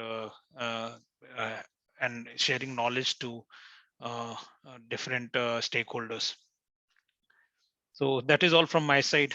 I hope it was not a very technical presentation, and there is something you guys can have a focus on. So that's all from my side. Thank you. Thank you, Mr. Aditya, to sharing out the technology in shipping industry, particularly the technology which help us to reduce the fuel consumption in shipping industry. So next, I would like to introduce you to our next speaker, Mr. Cole Collini, Manager Port Project of Port of Antwerp International. He will share us today on the innovation challenge in Port of Antwerp. Mr. Cole Collini has an experience in all aspects of project management, from conception to implementation in port field. And now I would like to give the floor to Mr. Cole. Mr. Cole, please take the floor. Hi, good afternoon, Thailand. Very nice welcome from Africa. I'm working working on a project in Africa, West Africa, Benin. So I'll share my PowerPoint presentation for today. Everybody, wait, stop share. It's not this screen I need to share. Excuse me. So it's this one. Okay. Is everybody able to see my screen? Yes, really clear. I think I'm still sharing the wrong one. Wait a moment, excuse me for that. Okay. That should be the correct one. My apologies. So my name is Koen Corneli, Manager Port Projects for Port of Antwerp and Port of Antwerp International. I will talk about today a little bit of the DNA of Port of Antwerp, what's in our DNA for the upcoming years. As a port authority, you need to understand a little bit the role of us. We are not an operator, we are a service deliverer, Port of Antwerp, as an authority for the community in our port environment. So I will talk about the Port of Antwerp DNA and go to operational excellence afterwards. Who we are in tune with the world, as you know or may not know, Port of Antwerp merged, I think, a couple of months ago. The contracts were signed, so we merged together with the Port of Zeebrugge, so to create a stronger position or in the logistical chain and work on sustainable growth and interconnectivity within Europe. Port of Antwerp, situated approximately 100 kilometers into the heart of Europe, so a connection with all the important markets is in our neighborhood. And why didn't the question we had was whether we need to compete with Port of Zeebrugge internally in Belgium, or can we work together? And it's better to work together to make your position more stronger in a very tangible market these days. So that's why Port of Antwerp and Port of Zeebrugge joined together to one port on two locations to strengthen each other in the supply chain world. Okay, so the maritime connections we have from Port of Antwerp, Zeebrugge, more than we have maritime connections to more than 1,000 ports. Port of Antwerp itself, it's a 16 meter in and 15.2 out nautical draught. So it's a riverine port, and then you need to understand the complexity of the riverine tidal port of Port of Antwerp. So it's a lock door controlled port based on two sides, the left side of River Scheldt and the right side of River Scheldt. As I said, connected to connected port, 100 kilometers inland, and 60% of the European purchasing power is within a radius of 500 kilometers. So we have rail connections, inland navigation, road, air transport, and a very important one, the pipeline connections. So it's a unique synergy we have within the Port of Antwerp with the maritime logistics, the pure logistics. We have a very huge logistical park around the Port of Antwerp. And of course, a synergy with our industry in the port environment. As you know or may not know, Port of Antwerp is the second largest chemical cluster worldwide. So after Houston and before Singapore, and the biggest one in Europe. Because of the merge of PSA and MSC towards the container terminal nowadays called MPET Container Terminal, we have as well the biggest container terminal nowadays on the left bank in the Port of Antwerp. Added value for chemistry, more than 5 billion invested in the chemistry nowadays since 2019. Some headlights, Ineos, Evonik, BASF signed, I think a week ago, another contract to invest for a couple of billions. Covestro, and so on. And so we have a unique synergy with all our community as the chemical clusters, the normal warehouses and the operations in the port. It's Belgium's largest economic engine, approximately 231 million tons of freight. The Port of Antwerp is spread over approximately 12,000 hectares. And if you look to the picture behind the important values, you see a map of Port of Antwerp. If you calculate, and that's one thing, because I travel a lot to India, I work a lot in India as well. If you calculate the key length that we need to maintain, for example, it's approximately 160 kilometers length. It's still longer than all the major, the key length of all the major ports in India. So why do I say this figure? Not to promote Port of Antwerp, but to make you understand that the services we need to deliver for a port are huge and quite complex. The DNA of Port of Antwerp, what are we working on? And I will dig deeper into the digitalization today.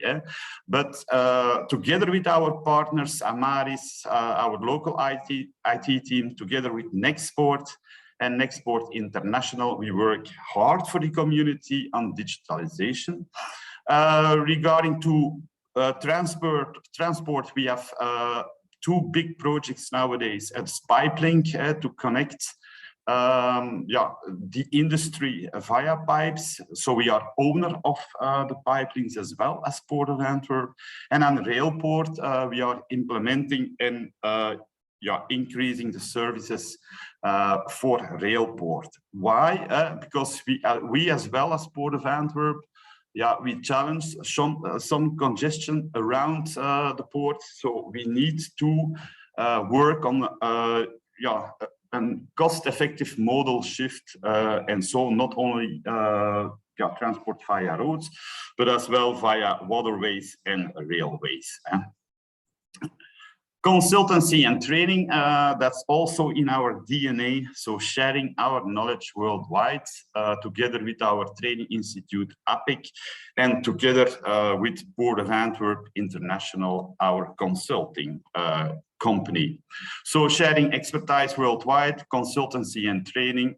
We have projects in Brazil, Cotonou, where I am right now, Dukum. We have a training institute in GNPT Mumbai, and as well nowadays working in Suriname and India on a project of night navigation on Hooghly River. So we help people worldwide to implement cost-effective solutions and sharing knowledge via our training centers, whether it's locally, international or local in Antwerp.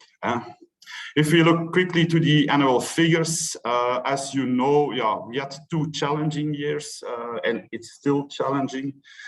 The first person in this meeting was talking about remote control. I think a lot of people in Europe would like to have remote control for a specific Russian guy who is making it difficult in the east of Europe nowadays. If we could use that remote control to manage that guy, it will be handy as well. And so challenges we had with COVID-19 and nowadays the challenges with the war in Russia and between Russia and Ukraine. Yeah, it's all about power, I think. Russia who wants to get a feed into Ukraine next to the Black Sea as well to control as well, I think, a part of the supply chain. But Port of Antwerp, facts and figures were not so bad. Luckily, we could control a little bit the pandemic situation by implementing innovative solutions, what I will explain a little bit later on. And we still had a growth in container traffic in the Port of Antwerp. So where do we want to go? Our mission, vision, and strategic priorities. That's where I will be talking about the strategic priorities. But if we look to the role as a port authority we have, and that's quite important, we are a landlord model, we call it. And nowadays you see a lot of ports trying to implement a kind of like same model as the Port of Antwerp. So landlord, because we manage a great deal of grounds and infrastructure that requires a future-proof operation. We are conscious of our approach to the concessions. For example, companies that are based at the Port of Antwerp are offered some long-term certainty because they invest millions in infrastructure. But we try to promote as well, as we want to be a carbon dioxide-free port, as well the implementation of sustainable solutions, innovative solutions that work or that help our environment to get a green environment to work in. Okay, as an operator, because we need to ensure a smooth and safe nautical chain that we constantly adjust and improve. This provides a progressive and efficient service and modern port infrastructure that is up to date and energy efficient. So as an operator, as a landlord, as a regulator, because we need to make sure as well that everyone is keeping to their agreements we've signed in the concession agreements, and that everything is running safely with respect to people and environment. The latest one, one of the most important things from my side, we need to act as a community builder, and that's important if you talk about digitization, innovation, implementing sustainable solutions, for example. You can't do it alone, and I say this sentence a lot of times. It takes two to tango. So as a port authority, you need to work together with the stakeholders who are working within your port area, concessionaires, authorities, universities, and so on. So the role as a community builder is a very important role, and that's as well in the DNA by sharing and sharing knowledge and expertise worldwide. If you look towards the optimization of the area in the Port of Antwerp, we are still expanding and reshuffling our spaces within the port area. It's a huge area, but yeah, as well, it's a huge utilized area. So we need to be conscious as well with the expansion programs we have. For example, the yellow ones is the logistic fields that we are trying to expand. The red one are container terminals, and the blue ones, it's a new dock. So we are adding at the left bank next to the biggest container terminal, we will implement a new dock as well. As you know or not know, may know or may not know, implementing a new dock, it's not so easy because you need to convince a lot of people. You need to reshuffle people who are living in that area.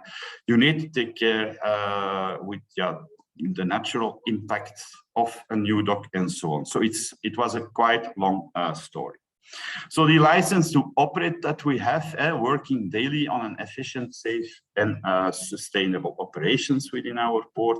So we are working very hard on nature compensation, nautical accessibility, shipping service provision, soil balance and nitrogen, external safety, and then as well on security within the port, but more security on the traffic of cargo that is going in and out of our port. Yeah, we are implementing as well secure IT systems to be able to control the in and the outgoing traffic of cargo.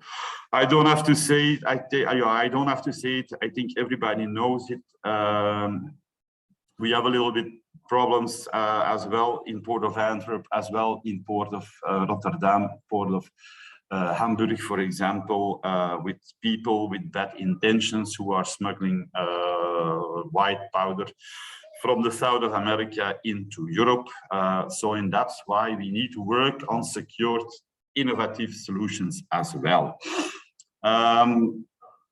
And once again, it takes two to tango. It's not because we are working very hard to lower down this traffic of cocaine in the Port of Antwerp by implementing security systems, but we cannot move the problem towards, if we only take into account, we want to make Port of Antwerp secure, and we don't work together with Port of Rotterdam, or we do not try to find solutions, innovative solutions together with our competitors, then the traffic of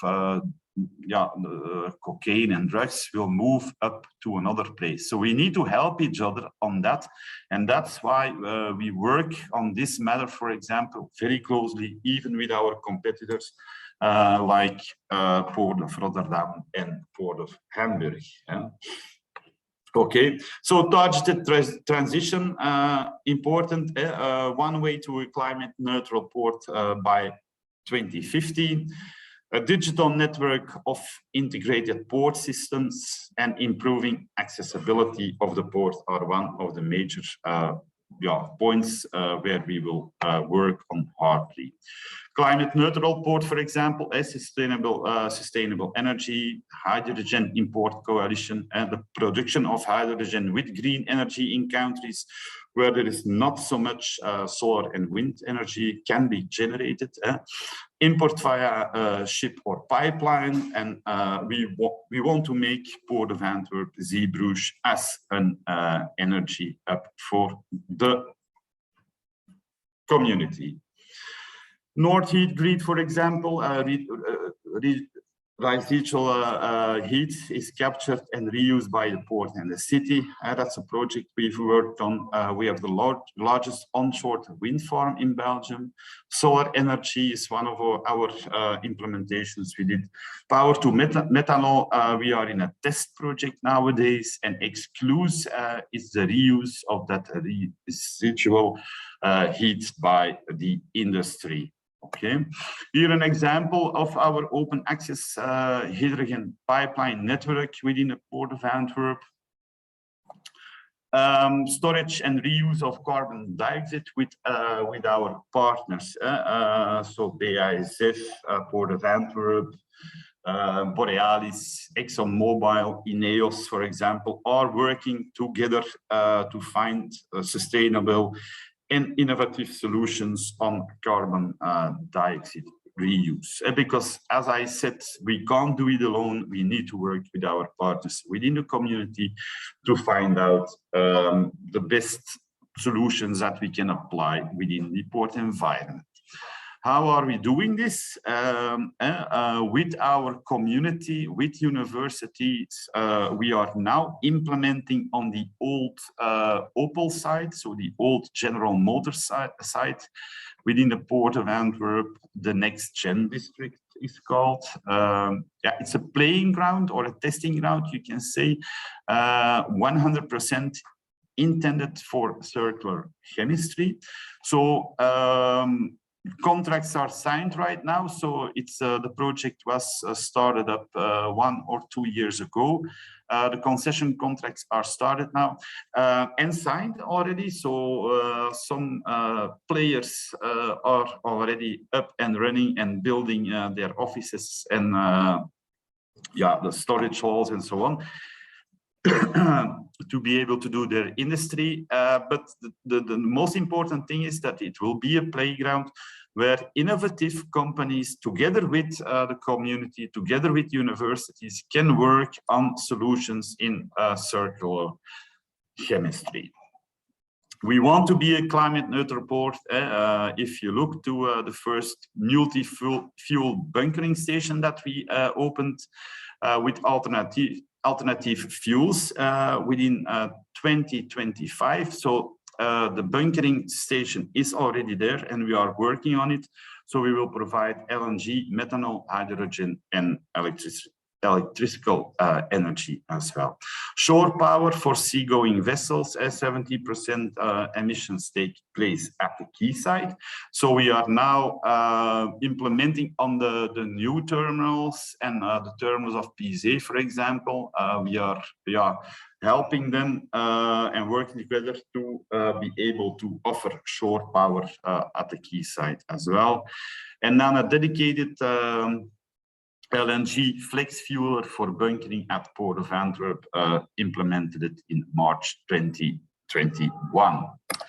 Our fleet with energy efficient tugs, together with our partners within the Port of Antwerp, we have now a testing project with those tugs on hydrogen and methanol and hybrid patrol vehicles. Safety and security as well, very important points. We want to work on a safe and a secure port, not only on the security side to keep bad people and to make it a very secure port, but as well for our resources. The people who are working within the Port of Antwerp are very important assets. During the pandemic, we had issues to be 100% or to remain 100% operational. But we've implemented a very innovative solution together with our partner Rombit within the Port of Antwerp to be able to keep our port 100% operational. So our assets, our people who are working in all kinds of weather, all kinds of hours during day, during night, in cold, stormy weather, rainy weather. So our assets, the people who are working, are very important as well. So if you look to that digital network we are implementing, so we want to implement an efficient, safe, and sustainable operation network.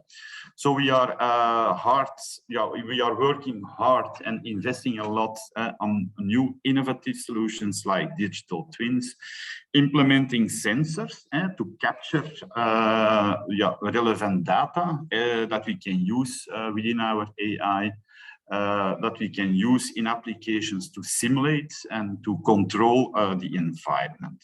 Drones as well for the safe ports, and I will explain a little bit later on. And our 5G network we are implementing to be able to work with all the latest technologies within a secure environment.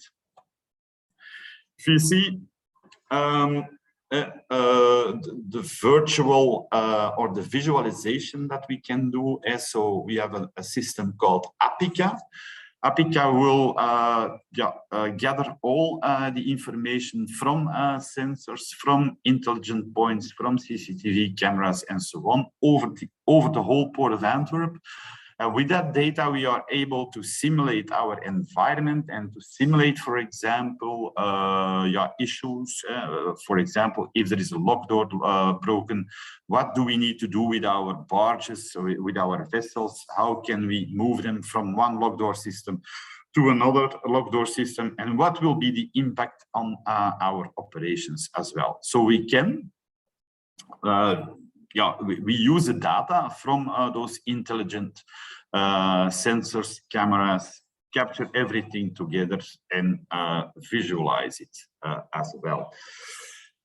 So how do we do that? Sensors to detect and identify objects within the port. So we can detect container information, for example, rescue buoys, for example, ladders, the key wall, sensors even on the board systems to measure the tension of that's on the board while a vessel is lying along the quayside. We can control our live buoys, for example, with sensors that people sometimes they use it for a funny thing and open the box and throw the live buoys into the water, but it's used to save lives. So it's very important to be able to control physically, digitally as well. So we don't have to do it physically anymore. So we can control our assets and equipment from in a remote way. Okay, then sensors, iNoses to track down unpleasant odors, for example. As well, we can control the air quality within the port environment by iNoses. We've implemented over all the port place some iNoses so we can track and we can know when there are problems with the air quality, when a vessel is defumigating, for example, when Total is flaring a lot of oil, for example. So we can control our air quality around the port environment. And so that's important as well.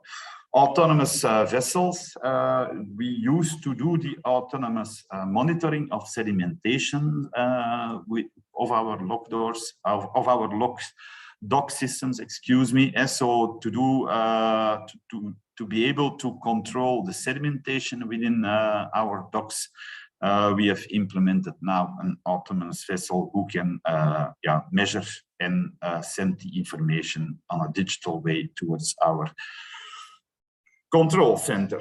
At the picture, you see the MPET terminal at the left bank. So the collaboration with MSC and PSA, where I was working for. I worked 10 years for PSA, so I'm as well next to the IT and next to the safety guy as well, a container guy. I worked 10 years for the Port Authorities of Singapore, and I was there as well a lot of times. A funny thing is that there is one big guy within, and we call it the lobbyist of PSA. It's also Mr. Corneli, but I don't have any relation with him. So don't make the mistake if you see Mr. Corneli in Singapore that it's me. No, it's another one. Okay, autonomous vessel. Autonomous inland shipping we are implementing nowadays together with our guys from CFAR. They are helping us and testing the autonomous inland shipping, whereby we can control remotely the vessels, barges who are sailing on our water network in the hinterland. One of the hot topics nowadays as well, drones that we use for doing inspection. How can you control a huge port like Port of Antwerp? You need to implement innovative solutions. That's one thing we are doing right now these days. So we are using those drone technology to be able to control and to capture information on places, for example, where it's quite difficult to come. We can use them as well to control the environment, but more on, for example, oil spill detection and monitoring, for example, on our water system within a port. That's how we can use them. On average, there are 2 oil spill incidents in the port every week, so it's quite expensive. If we can control it and if we can be at the problem side in a short time, we can try to lower down the impact as well. So as well, we are responsible as an authority to do the cleaning of those spills and try to identify the polluters within our port environment, so we can recuperate the costs that were borne or were done for cleaning up this mess. So and that's why we can use our drone technology to do that.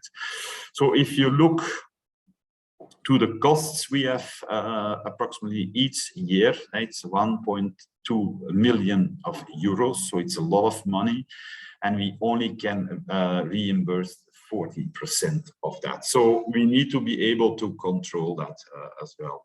Here you have a view from a drone who is controlling the area with an oil spill. So we can capture the information, and you see they already put some lines to lower down or to work on the impact of the oil spill. But you see, so our drones are capturing information and sending it automatically towards our control center within the Port of Antwerp. Okay. So drone technology that we are using. You see as well oil spills, container identification, floating litter as well. Sometimes a problem in the Port of Antwerp, and so you need to be able to capture that information to clean up as well the mess. Yeah, degassing we can see, and then mooring line configuration. If the mooring line is not done on the correct way, we can as well use that information to interact. Another thing is, how do we maintain our assets, our bridges, our lock door systems, for example? Well, we do it via drones these days, and by some, not a technological innovation, but by implementing some yellow, we call it yellow parts. So on the bolts of the bridge, we put a yellow indicator. Yeah, it's a plastic bolt indicator, we call it, and he's pointing towards a specific direction. If the bolts are, because of usage, will lose down a little bit, that means that bolt indicator will as well turn with the bolt. So you can see if they are not pointing in the same direction anymore, then we need to intervene and maintain the bridge as well. Okay, so here a detail of that bolt indicator that we use to do the maintenance. Then I have a short movie about the autonomous drone implementation, and that watches over a safe port, for example. So we can follow up our the traffic. We can detect oil spills.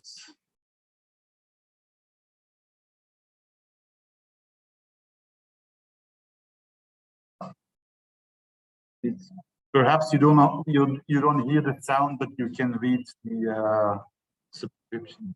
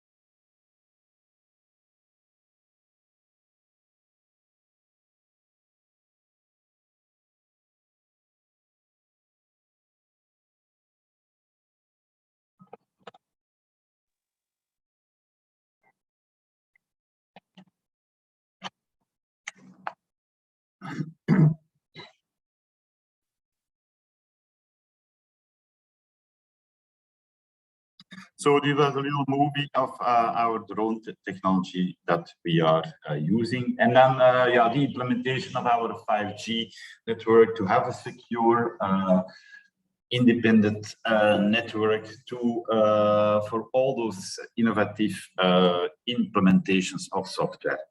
So as you can see, the Port Authority innovation as a joint cultural and technological effort. We are internally trying out new technologies. We have space for internal experiments. Port of Antwerp as an open innovation platform towards the community, and accelerating innovation through community building as well. So we work together with partners worldwide too. But as well, if we go back to innovational solutions on safety and security of our assets as well, important, and the control of our assets as well in port-related environments we need to implement as well. So would you spot them? Do you see the people, our most important resources on the terminal? Do you spot them?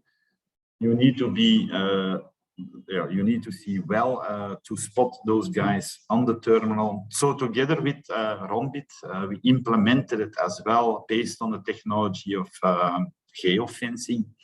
We implemented it, a smart wearable whereby heavy equipment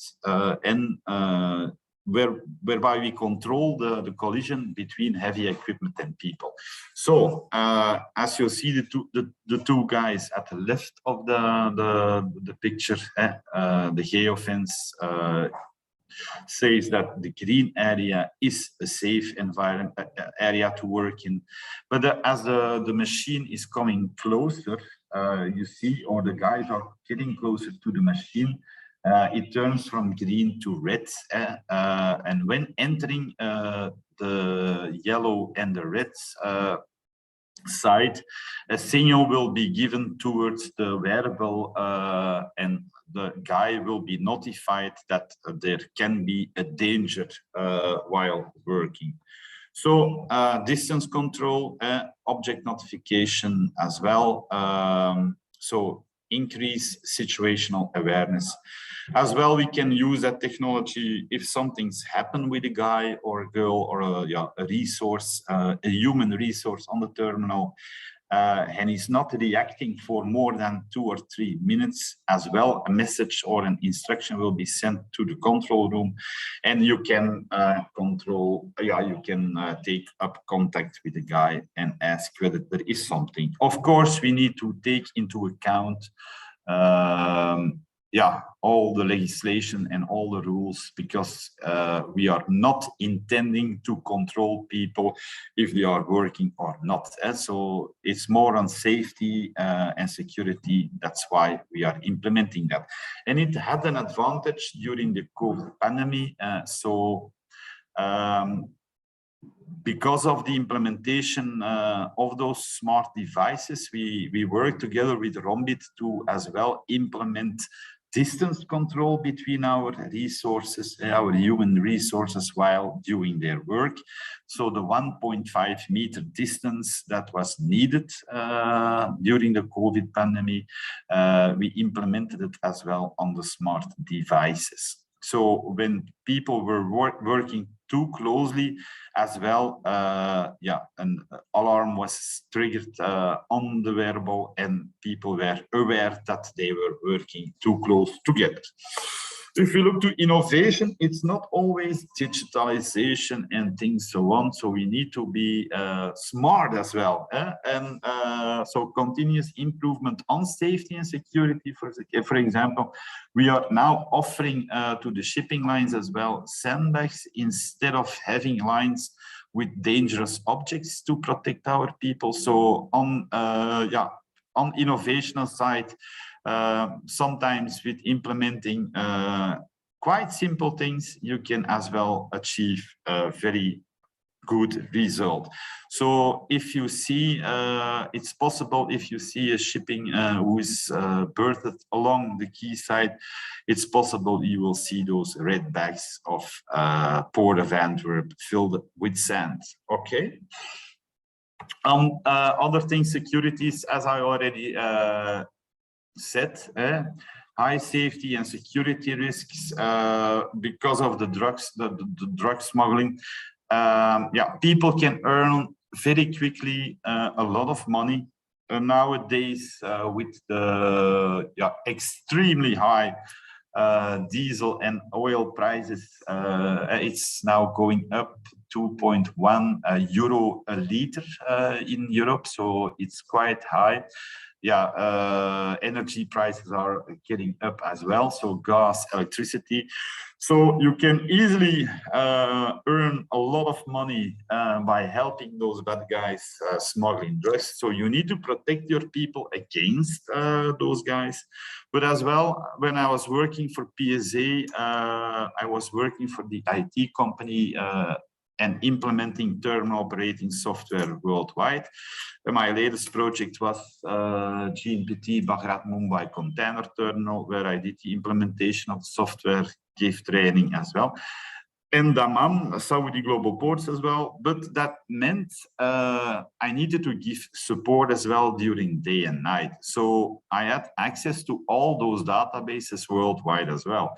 So if people with bad intentions came to my place and forced me to connect me to those databases to release containers in Colombia or wherever, they could do that. So you need to protect your people on a secure way as well. So it's as well damage to public image and reputation for the port.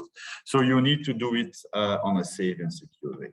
How are we doing that? If you look to the fragmented supply chain, this lack of transparency, paper-based and data duplication leads to a lot of errors, and it's non-coordinated, so it leads to inefficiency and capacity underutilization.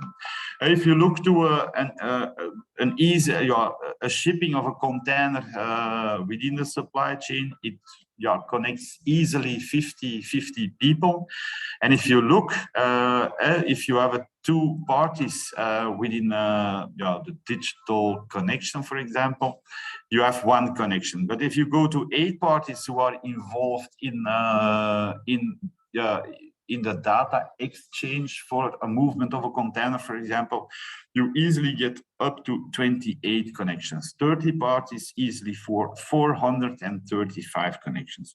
So there is no transparency, there is no visibility, and that's why we offer now in Port of Antwerp as well a platform called Nexport, whereby we try to lower down those end-to-end connections and offering a common data platform whereby we aim for an end-to-one connection. If one people can access our platform and can ask the data he needs. So you are lowering down those end-to-end connections. So you need to build in some intelligence as well. So we offer that. It's a low barrier entry, what means that we are helping the community and we are not forcing the community. So the community doesn't need to change too much on their operational systems. We offer the solutions for them. It's monetizable. So very important thing is that Port of Antwerp will not be, or Nexport will not be the data owner.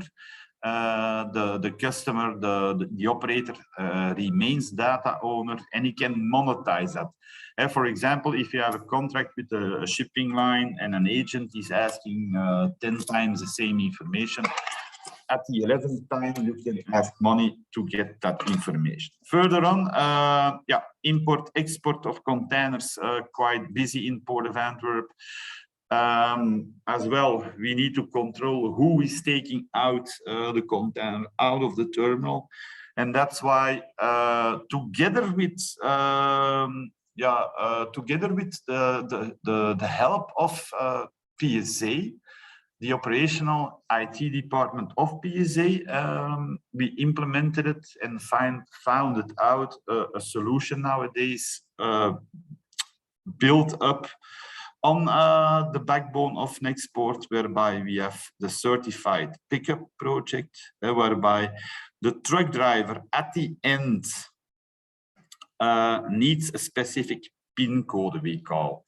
So the PIN code to get a container out of a terminal normally was shared via mail, via WhatsApp, via SMS or whatever. So there was no visibility on who was having that PIN code and who was driving with the truck to get out a specific container with a specific PIN code. So what did we do together with our community?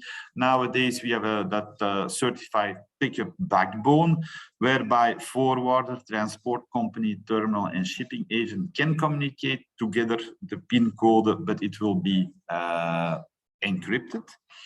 and the truck driver who is coming to get the container out of the terminal, together with his Alpha Pass, his unique ID, whereby we have the hand scan on the ID pass.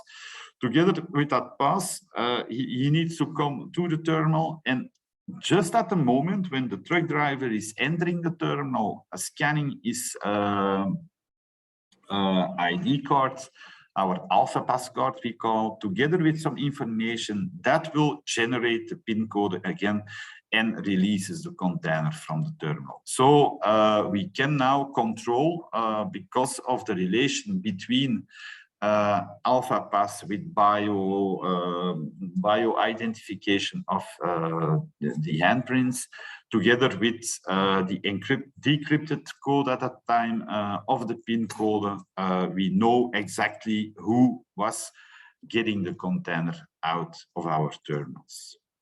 Okay, so I tried to, I'm a little bit over time, I apologize for that. I tried to explain a little bit the mission vision on digitalization of Port of Antwerp. And if there are questions, I will be glad to answer them after the latest presentation, I think, for today. So see you later on. Thank you. Thank you so much, Mr. Kun, for sharing. I can say that it's very interesting that about the technology, the new technology which are applied in the Port of Antwerp. And next we have we come to our last speaker for today. I hope that everyone still stay with us. And our last speaker, Mr. Gavin Yun, Assistant Director of Sectoral Systems Development of Maritime and Port Authority of Singapore. And today, he will share us on the digital regulation in future maritime transport. Mr. Gavin Yun, he has more than 20 years of experience in IT industry and maritime transport field. And right now, I would like to give the floor for Mr. Gavin. Please take the floor.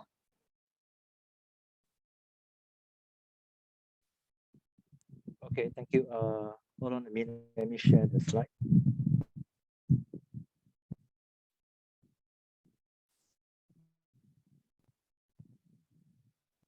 Okay, can you hear me and can you see the slides? Yes, I can hear you and I can see your slide. Okay, thank you very much. Good afternoon, Mr. Krang Krai, Director General of the Port of Thailand, distinguished speakers and fellow participants of this webinar.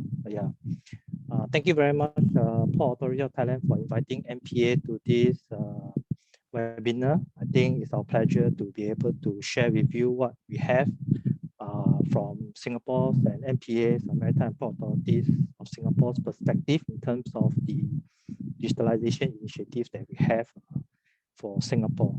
Yeah, so without further ado, I'll go into the topic of my presentation, digital regulation in future maritime transport.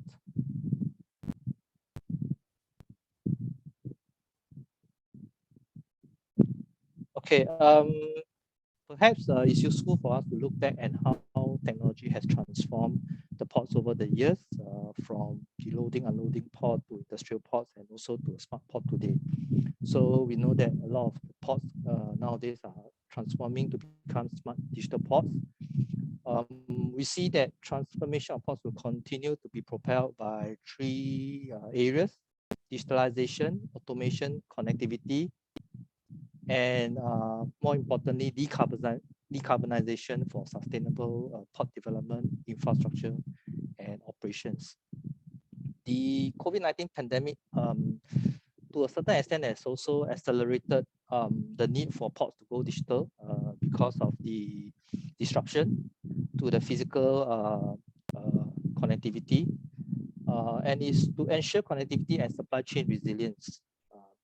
And Singapore's maritime sector is preparing to ride on this wave of the digitalization as a means to digitally transform ourselves, the maritime transport chain, to ensure that the global trade systems can better interoperate and remain resilient. Over here is what we see some of the key drivers and enablers for maritime digital ecosystem and the benefits of how we can derive from adopting these technologies. So we see that digitalization, platforms, data, and interoperability are the 4 key drivers in the maritime digitalization that will bring about significant efficiency gain in the global transport and logistics value chain. This is enabled by advances in emerging technologies such as AI, blockchain, and RPA, robotics processing automation, right? And small players that embrace and integrate these technology solutions in the systems and operational workflow, players across the supply chain will reap significant benefits and productivity gains. So examples include optimized port-to-port connectivity, manpower efficiency, new business models and processes, and also globally interoperable systems.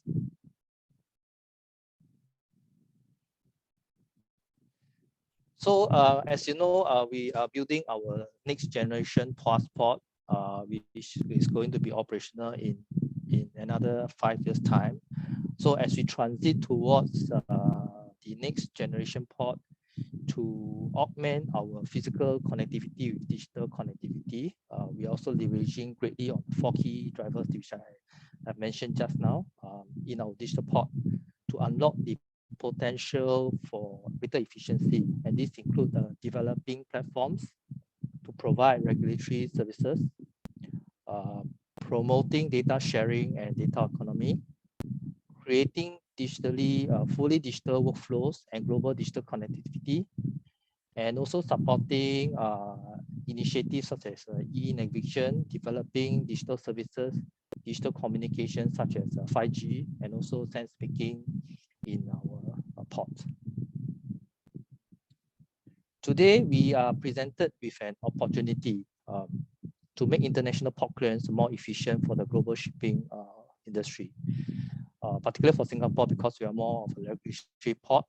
So globally, there has been an acknowledgement of a growing need to reduce the administrative burdens on shipping, for example, shipmasters, the agents, in terms of submitting documents for port clearance or port arrival documentations.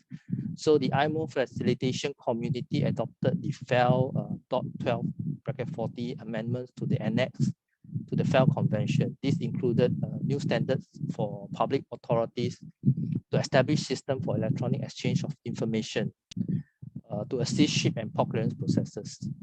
And as the various jurisdictions start to implement digital, electronic exchange systems, particularly in the form of a maritime single windows, there's a need to harmonize data standards across the various systems such as port clearances across multiple international ports around the world. Adopting a common exchange API will enable systems to interoperate, particularly to exchange clearance data. This will also reduce the information the ships have to provide, and the port clearance process can also be further digitalized. So MPA recognizes that digitalization is the key driving force that will help transform the maritime industry. Therefore, as you can see in the slide, there are several initiatives that we want to pursue and develop to create a digital port ecosystem that will drive the maritime digital transformation. I'll go through the respective initiatives in the subsequent slides. First is the Digital Port at SG, which is one of our key digitalization initiatives to promote efficient, seamless, and integrated port services, including port clearance. It will also pave the way for further digitalization of port services. It is also envisioned to be the next generation national maritime info ecosystem and will broaden and deepen services integration within the businesses, community systems, platforms, and government systems. The first phase, which is launched sometime in 2019 and we completed in 2020, was a multi-agency effort between the agencies of MPA, our Immigration and Checkpoints Authority, and our National Environment Agency. Right. So it brought together these three agencies, all the regulatory regulations, requirements under one single portal, so that ships calling Singapore will have a single touch point for all port clearance interface with government authorities. It is a new maritime single window implementation that will process the port clearance in one submission process. Right. Previously, shipmaster agents have to submit the clearance in separate transactions to the different agencies, for example, NEA for port health and our immigration checkpoints authority for the crew immigration and MPA for vessel clearance. The implementation of this single window also supports IMO's agenda to simplify the regulatory process and also to reduce the administrative burden on the shipmasters pertaining to the port call. As a result of this implementation, we are able to help the industry to save up to 100,000 man-hours per year. In phase 2 of our Digital Port at SG project, there will be a just-in-time service for ships to optimize their port calls and improve the ship turnaround time. With improvements in this operational efficiency, it will also reduce the carbon footprint that's generated by the ships due to the shorter port stay and better voyage planning. As you may know that Singapore, in terms of sea space, is also very limited.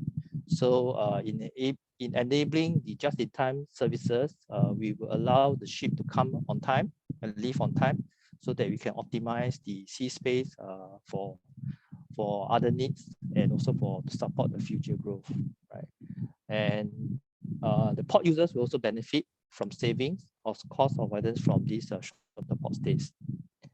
And with greater visibility, of course, the port resources and will provide greater visibility of the ship activities to our service providers and agents, and hopefully this will also save on their business costs. And when completed, it will also be a single digital shop front to facilitate the booking of marine services such as bunkering, terminal, berth, and towing. And just to highlight that the digital port at SG is also a key component of our next generation digital infrastructure and will be interoperable with other global digital platforms as well.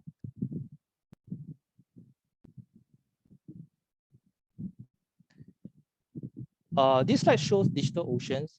Basically, we saw the need that there's an increasing need, especially when more and more digital platforms start to operate from different parts of the world. And we saw an increasing need to be able to interoperate with each other in order to strengthen the connectivity in this maritime transport chain. So digital oceans, for oceans in short, is open common exchange and network standardization. It's an initiative to harmonize API and data standards to achieve ship-port data exchange, interoperability along the maritime transport chain process, and to facilitate efficient processing of port reporting requirements and formalities. So through this initiative, we hope to promote global data standards and to serve as a data bridge among all the global supply chain community stakeholders and platforms. In order for different platforms or systems to interoperate, I think the data standardization, the way we exchange information in terms of the standards, the API as such, I think the standardization is very important. That's why we are very focused on this digital oceans initiative. So leveraging on this initiative, we hope to enable through system to system interoperability that will go beyond form-based submission. So as more global digital platforms come online, it will also serve as a conduit for global connectivity by facilitating information flow, data exchange, and end-to-end services for port calls. So we actually signed an MOU in July 2020 with some of the key supply chain platform partners such as TradeLens, CargoSmart, GETS, and also port authorities, operators, Port Rotterdam, PSA, and also associations such as DCESA, which represents 70% of the carriers of the world. And we have this MOU for us to come together to develop the API specifications for port clearance. And we actually completed the development of the API specifications, and the API specification was launched in last year, November 2021, and it was published in our Digital Oceans website webpage. Yeah.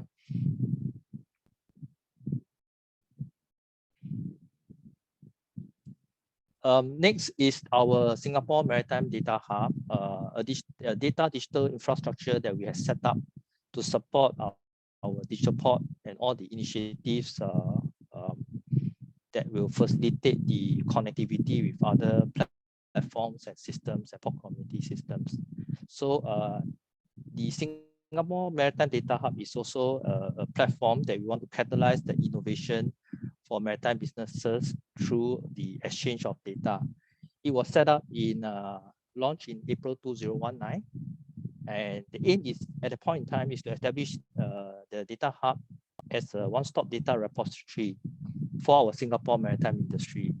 And through this platform, we hope to be able to bring together the maritime industry players, the technology developers, and the research community to collaborate on the development and test bidding on innovative digital application and services for the maritime industry.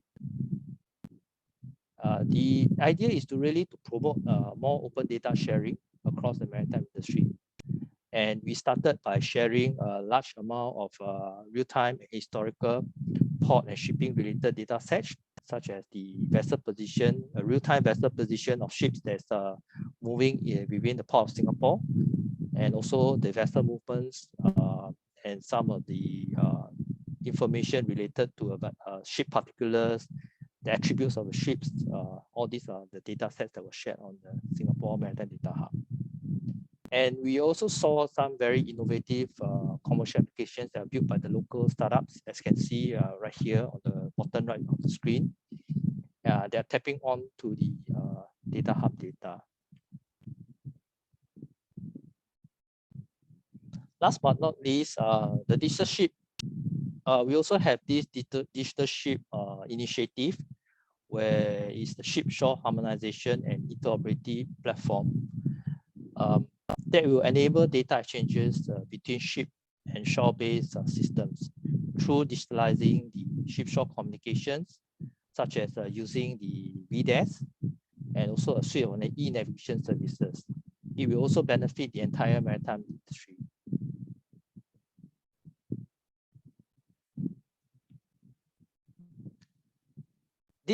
The next few slides, I'll talk a little bit more on cyber resiliency, because as we digitalize, we also notice that digitalization will also potentially increase vulnerabilities in our systems and platforms, and also increases the attack services of some of the systems. It is therefore crucial that we adopt a security by design kind of approach when developing systems, so as to strengthen the safety, security, and resiliency of our systems and platforms. Being sector lead for the maritime sector in Singapore, it's vital that for us, MPA, that we work very closely with the industry to foster security and resiliency. So to this end, we have set up the Maritime Cyber Security Operations Center to leverage on advanced technologies for early threat detection, monitoring, and quick containment, and also fast recovery from any cyber incidents that will happen on our maritime critical infrastructure, and also systems of essential firms supporting the critical maritime services. And as we move towards greater digitalization and connected ports, it means we cannot safeguard our networks and systems alone, right? So basically, but also important for the port authority community to come together and to share useful information that will enhance our preparedness, especially for coordinated attacks that are directed at the maritime industry.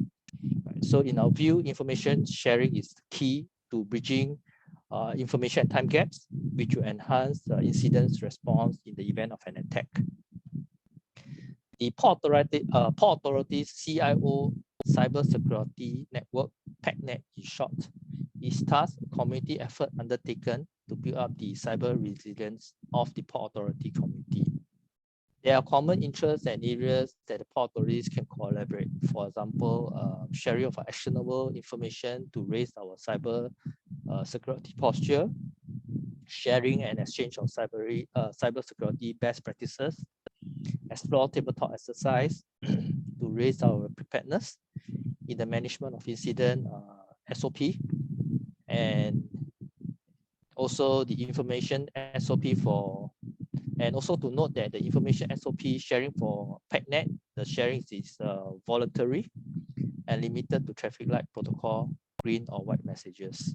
So countries that are currently in this PACnet include the Abu Dhabi Port, Port of Antwerp, Hamburg Port Authority, Kobe Port, Long Beach, Port Rotterdam, Port Authority, Port Seattle, and Port Morocco. So some of the key activities that will involve in this panel will be regular meetings with the members, and also like what I mentioned just now, exchange of information. We also have a secure sharing portal to share some of the information with regards to cyber readiness, and also to organize tabletop exercise within the PACnet members. So last but not least, I think there's this question being asked, what do MPA see as our future role as a regulator? So I think basically like what Mr. Connelly also shared just now in his presentation, Port of Antwerp is a community builder. So we also see us as a community builder, but more importantly as also a facilitator, connect the companies, maritime services and authorities together, right? So in terms of the collaboration, we see ourselves taking on the role as a facilitator to connect, for example, our companies together to enable interoperability between our port community systems, the maritime services, also with the global maritime digital supply chain platform providers, like the P2G. So we also would like to be able to connect with them, and of course with other port authorities as well, working with them with the exchange of information, for example, port clearance information, or even for the matter certificates, ship certificates, for example, that will help to facilitate the port clearance process and also the inspection, post inspection of ships. So and also to enable the data sharing so that we can also help to reduce the administrative burden of our shipping community, the shipmasters in particular, in the exchange of this information. Yeah, so with that, I've come to the end of my presentation. Thank you very much. Yeah. Thank you so much, Mr. Govin. And right now we come to the last session of this Q&A session. As I mentioned early in the beginning of the webinar, that if you have any question, please feel free to ask by raising, press the raise hand button, and you can leave the question in the chat box. You can ask in English or you can ask in Thai, but please switch your language channel, and our interpreter will translate for English for you. Let me see that. Do we have any question for the floor? There are no stupid questions. There are only stupid answers from our side. So please do. Don't be shy. Ask questions. We are here for you. And actually, that one of the audience already sent me the question. And this question go to Mr. Anat. Mr. Anat, can you hear me? Yes, thank you. Yes, the question is how do you promote the e-payment? How do you encourage the customer to use it in the first phase? Yes. Yeah, all right. Actually, we have to understand our producer first. that where they are and what they think about the technologies, and the technology is in on their hand or not.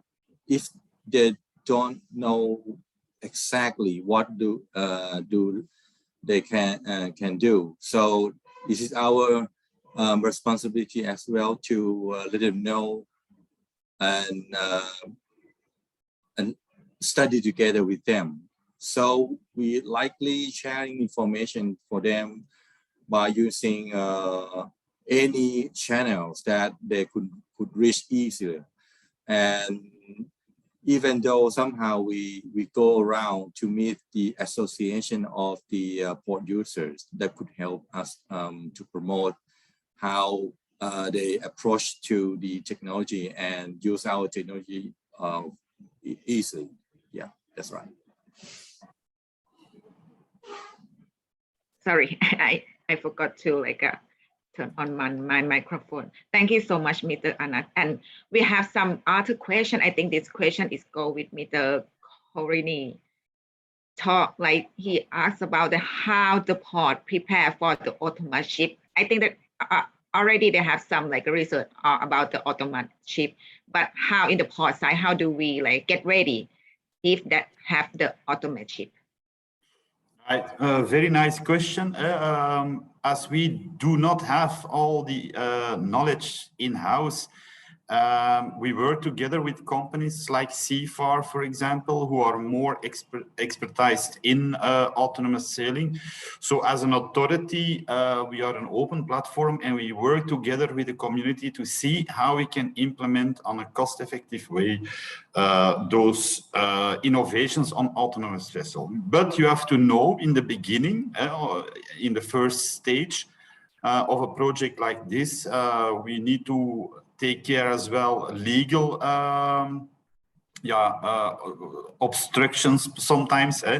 We need to sit together with our government because if you want to go to autonomous sailing, you need to take into account security, legal things that need to be applied and so on. So we need to sit together with the community and work out in the first phase a test scenario, and then we start normally with small ships to test the IT innovational things, and then we can apply it to bigger vessels. So nowadays we are applying it towards the bigger vessels, and we are testing it right now together with the community. Okay, thank you so much. So I would like to ask this question to the shipping, the shipping line from Mr. Adi. That what do you think that how long that we're gonna have, because it's quite a new technologies, but how long that in the future, what do estimate how long that we're gonna have our world gonna have the autonomous ship? Yeah, thank you, Peter.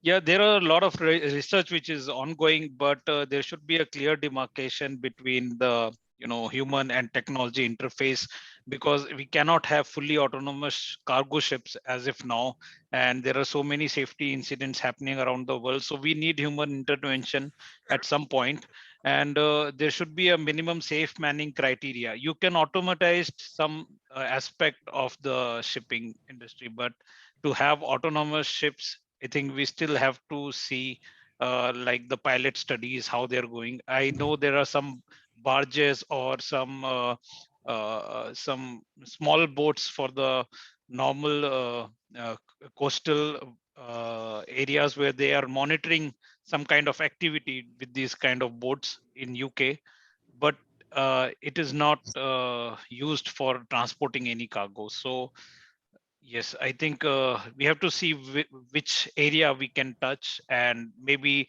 for example, to avoid engine room maintenance, you can automatize some of the things and install more sensors, or to make some of the operations better.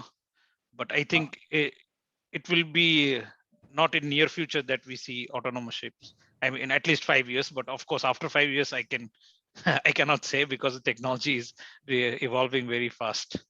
Yeah. We are using it already in our on our waterways, but for sure it's inland transportation, so it's not a huge cargo vessel. So we apply it towards barge systems, whereby we work on paperless sailing and on autonomous sailing as well. So I think Sweden, in Sweden, they have also a same project, and they are quite at the same stage as we are right now. Okay, thank you so much. I think we have one more question. Do you hear me? Yes, I think we have one more question for the floor. Mr. ชุมศิษย์คุณพี่ชุมศิษย์ค่ะพูดได้เลยค่ะขออนุญาตถามเป็นภาษาไทยนะครับค่ะอยากจะถามทางฮัตติสันครับการบริหารความเปลี่ยนแปลงในส่วนที่เปลี่ยนเป็นเทคโนโลยีครับท่านฮัตติสันมีการบริหารความเปลี่ยนแปลงอย่างไรกับพนักงานครับเพื่อเปลี่ยนเป็นเทคโนโลยีครับกับอีกข้อหนึ่งถามทางสิงคโปร์นะครับการบริหารระหว่างการเป็นพอร์ตของเป็นพอร์ตส่วนกลางกับพอร์ตที่มาอยู่ภายใต้พอร์ตเนี่ยมีการบริหารอย่างไรครับพี่ชุมศิษย์ค่ะหนูขอคำถามแรกอีกทีได้ไหมคะที่ถามฮัตติสันไม่แน่ใจว่าคุณอานัทได้ยินไหมเอ่ยครับถามว่าในส่วนของการความเปลี่ยนแปลงการที่นำเทคโนโลยีมาใช้ครับบริหารความเปลี่ยนแปลงกับพนักงานอย่างไรครับค่ะค่ะคุณอานัทตอบได้เลยค่ะเป็นภาษาอังกฤษนะคะคุณชุมศิริกำลังขับรถด้วยนะครับก็การบริหารความเสี่ยงการบริหารความเปลี่ยนแปลงกับเรื่องของเทคโนโลยีกับพนักงานก็คือว่าเราเองก็ต้องให้ความรู้ความเข้าใจเขานะครับเพราะว่าจริงๆแล้วเนี่ยเขาเป็นส่วนหนึ่งข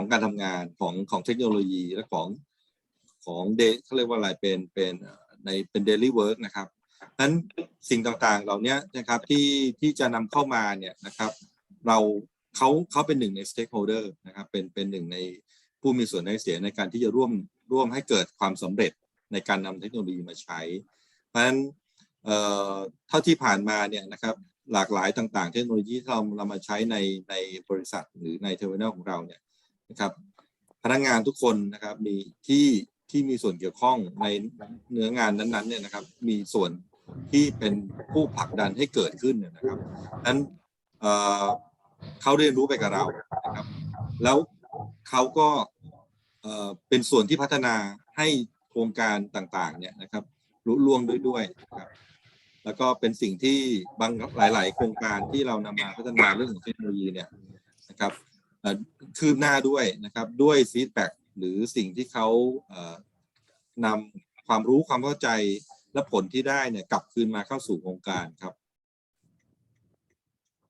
ค่ะขอบคุณค่ะพี่ชุมศิริค่ะหนูขอ question ของสิงคโปร์อีกทีได้ไหมคะสิงคโปร์ถามว่าในส่วนของการที่เราเป็นพอร์ตนะครับเป็นพอร์ตกลางนะครับเรามีการบริหารในส่วนของรูปแบบว่า TOC ที่มาอยู่กับเราเนี่ยมีการบริหารอย่างไรให้เป็นน้ำหนึ่งใจเดียวกันนะครับคือหมายถึงว่าในมุมมองของพวก connect พวก data ด้วยป่ะพี่ใช่ครับทั้งหมดนะครับมีการเหมือนที่เรามีข้อมูลที่จะส่งร่วมกันมีการที่จะข้อมูลตัวชี้วัดของการท่าเรือเนี่ยตัวชี้วัดของเขาเพื่อการบรรลุของท่าเรือใหญ่เนี่ยทำอย่างไรค่ะthis question is go to Mr. Gavin he asked that according you the kind of the port the maritime agency like the government agency and how could you connect and comply with other like a stakeholder. For example, like in Thailand, we have like I think that for Singapore you have the PSA, only PSA, but in Thailand we have the TLC, we have other stakeholder. But when we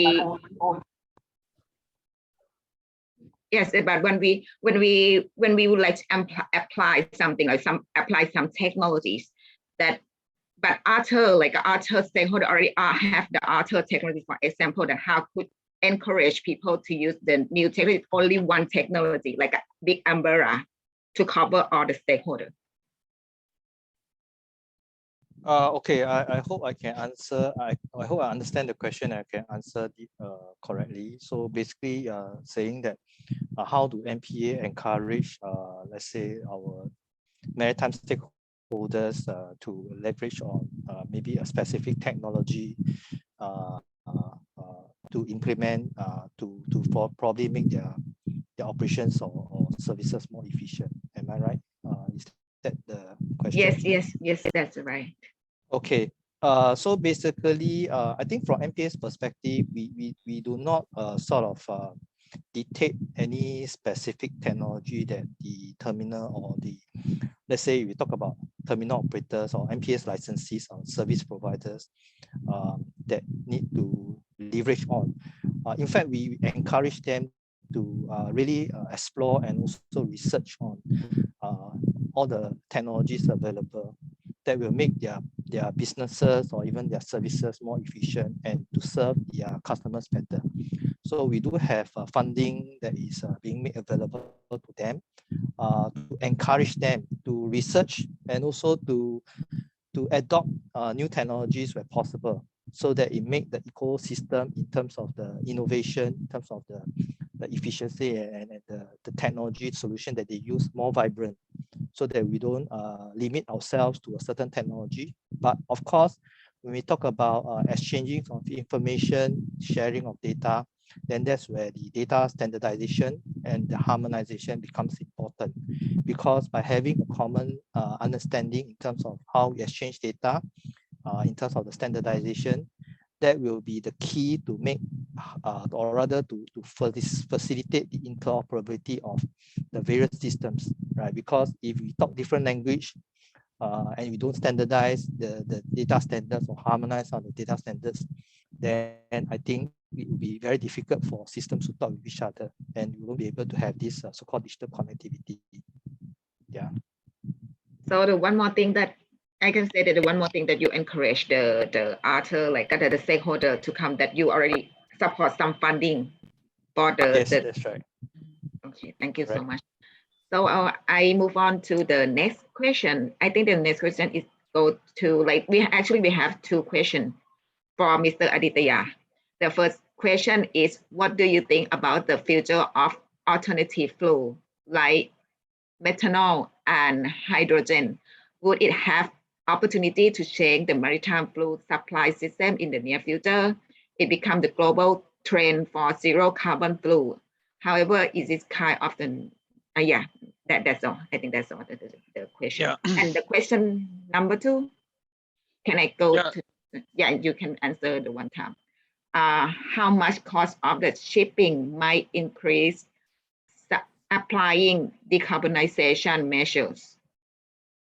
Yeah, thank you for the question. Yeah, so about the future of the alternative fuels, I think it is inevitable, and all the shipping and maritime stakeholders, they want to switch it to for the alternative fuels. So a lot of research is ongoing about how the propulsion system will work with methanol or with hydrogen. A lot of Scandinavian countries have already changed to methanol. For example, Stena Lines, they started back in 2015, where they converted their RoPax engine to methanol. The only challenge, or one of the challenge which I see, is this methanol and hydrogen also has attractiveness from the other sectors, like for example automobile sector and other sectors, where they are also competitive toward this type of fuel. To change it for the maritime fuel supply system, of course we need to see how we can produce this kind of fuel at different regions. So one of the recent studies which was published by World Bank, it was written that even India and Brazil and Malaysia, they have lot of potential to actually develop this methanol by renewable electricity, just because of the land infrastructure and the amount of sunlight they get to use the solar energy to convert electrolysis process and use hydrogen as a fuel. So of course all the developing nations, they have to come forward and learn from the nations who have already done this, and take it as a pilot study. And there are a lot of projects already ongoing, but I will just repeat that it is going to come in near future, because fossil fuels are anyway going to be very short supply, and it is bad for the environment. And for the second question, how much cost of shipping might increase? So currently, that is what even ship owners are thinking, that if they invest on something which is not in demand, so this capital investment can actually backfire on them. However, I have seen many owners, they are supplying, they are actually giving both the options of using this eco fuels or using normal fuels. So the customer has option of whether he wants to ship his cargo through fuels which are having less emissions, or from the normal traditional fuels. So this kind of bifurcation gives advantage to consumers, and consumers are also nowadays quite aware about this environmental damaging aspect. So they are also looking for sustainable options. Even Maersk has a lot of customers who actually just want to go for this eco delivery method, and they do not want to utilize traditional fuel on those vessels. And so it also helps them to disclose their emissions, like how much emissions they are doing in transporting one cargo from another, from one place to another place. And this can be a well-informed decision. So of course there will be a bunker adjustment factor which will be put on this cargo owners or the consumer who are shipping this cargo. But I think the options are always there, because consumer can drive this, and once there is a scalability of this kind of fuel, then of course the prices will also come down. So, but currently there is a adjustment factor which is put into this kind of fuels, but not many of the vessels are going with this alternative fuels. Okay, thank you so much. So any question for the floor? From the floor, sorry. Okay, we have one more question for Ms. Proud. Thank you very much. And first of all, thank you for all speakers for sharing your experience with us on the digital development. My question might not be related with the topic of this event, but today is very special occasion to meet the biggest shipping line, the global terminal operator, and everyone here. So my question is, what I would like to know your opinion. What is the impact on Russian and Ukraine conflict on the shipping industry? Especially, what is the strategy or plan of Maersk Shipping Line on this issue? Thank you.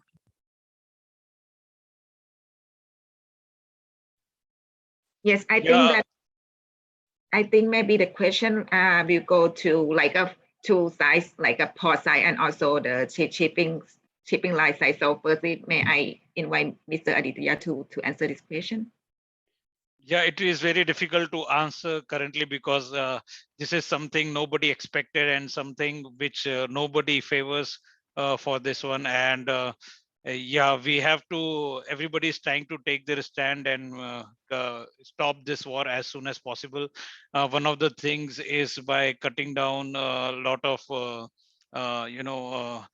facilities which we are providing to supply to Russia. But currently I cannot, as a spokesperson, I cannot comment on this, because I am basically from the technological background.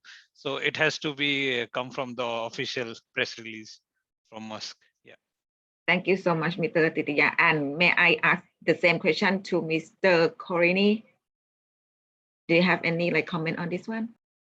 Yeah, I think as well, it's an interesting question. I think the exercise we need to do, what we see again today, is to get as well independent from fuel and from.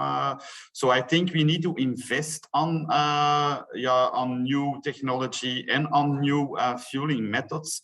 that we become as well a little bit less dependent from big oil countries, gas countries as well. So I think we are in the right direction on that way, but there is still a lot of work to do.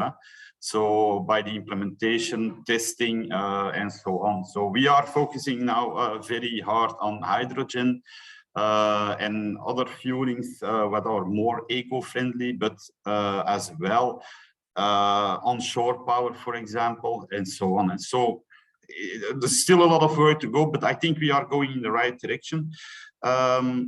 And try to work, we need to work as well on the independency, because if you are dependent from specific big powers, it's as well a problem, what we face nowadays as well. If you see the oil prices here in Africa, it's incredible. I think we will come to a point that people cannot afford anymore to go to the pump station.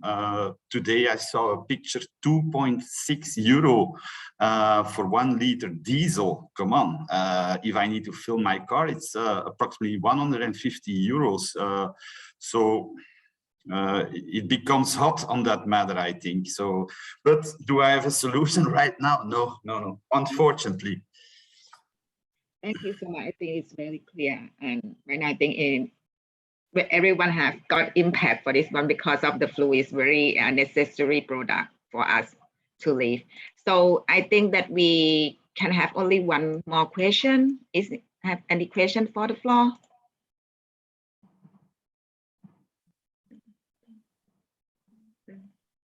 Yeah, I see none, but I have like maybe I have like from myself that only one question I would like to ask Mr. Gavin and Mr. Anat, that what do you think that the most challenging technology of port in the future, like the very important challenge? That just pick one, that you think is very important, and if the port doesn't like prepare for that, maybe like it's going to be big effect or big impact in the near future. Thank you so much. So may I ask Mr. Anat first?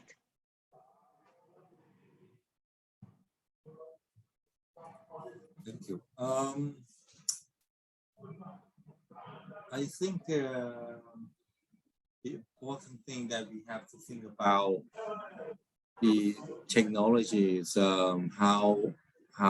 what is the next wave, which we think is beyond our current situation that we are going on the technology. Right now, we're doing on the automations, and we believe in the future the AI technology would come more and more. So how's AI could live with us and operate smoothly? That's the thing that we would think about. And the other thing is now on, I believe about the technology of automation of equipment to operate the vessel is not yet done in terms of automate interfacing. You could see that we have not yet the technology of the fully automation of the key cranes operate directly with the vessels because of some threshold that vessel and the key cranes equipment is not yet attached. So that one is another challenge which the technology and the industry of shipbuilding and the port business could think about. Thank you so much, Mr. Anasto, the AI and automation. And for the Mr. Govin, what do you think, according to you are the government, like government body? So what do you think about the most challenging technology for the port industry in the future? Okay. I think from our perspective, I thought that probably in the area of cyber security, that's probably the most challenging because, as we know, no matter how well we are able to protect our systems, our infrastructure, critical infrastructure and such, there will always be hackers who are able to outsmart us. And how are we able to continuously improve in terms of our detection, the monitoring and such, so as to better protect our system. So I thought that probably is the most difficult and most challenging technology. Of course, with the advancement of AI, hopefully we should be able to overcome some of these challenges.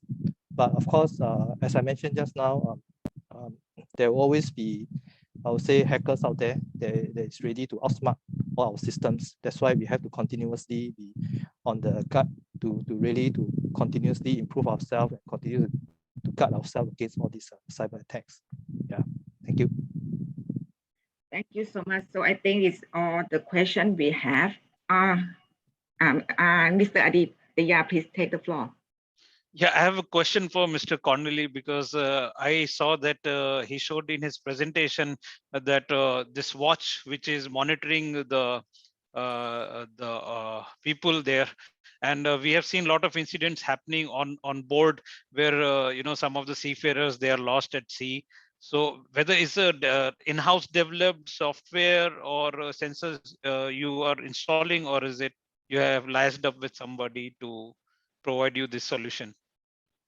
We work together with Rombit, Rombit company who implemented this solution, this wearable in first place for safety and tracking of equipment for maintenance reasons and so on. So, and that's why we added that extra option to do distance control for people during the COVID pandemic. So, but Rombit is a company, and that's also important to say. Port of Antwerp is an open platform. So we do the hackathon sometimes. A hackathon is a platform whereby newcomers, startups can take a problem and try to find or invent a solution for a port. And Rombit was one of the winners of the hackathon in Los Angeles. So, and they started to implement these systems, but they do as well traffic control around the Port of Antwerp. They work now in Tanger Metz in Marco, for example. So it's a startup company who started, I think, only 5 years ago, together with the Port of Antwerp. We helped them, and nowadays they are doing this kind of things. So, and we work together with them, with the community. So, and one thing to add, and that's as well very important, it's not because you don't know, you may not ask it somewhere. We have Chainport together with Singapore, together with Montreal, Los Angeles. We are sitting together talking about issues we have, challenges we have, and try to find out how we can cope those challenges. So it's not because you are located in one specific set of a port, you may go out of your port and ask questions to other ports. So with Chainport, we do that. So we work closely together with other ports worldwide to cope challenges. Yeah, very interesting. It is like one of the takeaways from me from this presentation, and I'll try to see if we can implement somehow or can suggest this as an option, because we had some cases where, you know, some seafarers were lost and we could not track them, or it was too late. And it's not only related to our company, but in general about the other shipping companies. So very interesting. Yeah. Thank you. Yeah. Thank you for your you Google the site rombit.com. So I've shared my presentation, as you can use it as well. So I don't have any problems with that. So if the organization can share my presentation, we don't have a problem with that. So yeah, thank you. Thank you so much. I think that we come to the end of this webinar because I see no more questions from the floor.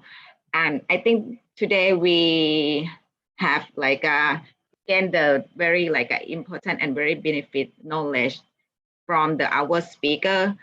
So on behalf of the Port of Thailand, I would like to express my sincere gratitude to our honored guest speaker, Mr. Anas, Mr. Adi, Mr. Gavin, and Mr. Corey, to share us the experience and knowledge today. And I also would like to further my sincere thanks to you all to make your time in the busy schedule to join us today. Thank you, everyone. So stay tuned, stay safe, and have a nice evening. Thank you. Thank you. I just wanted to add one thing. Please visit our websites. Please visit Antwerp. Come and see how we implemented technology. You're welcome to do that. Okay. Bye-bye. Bye-bye. Bye. Bye.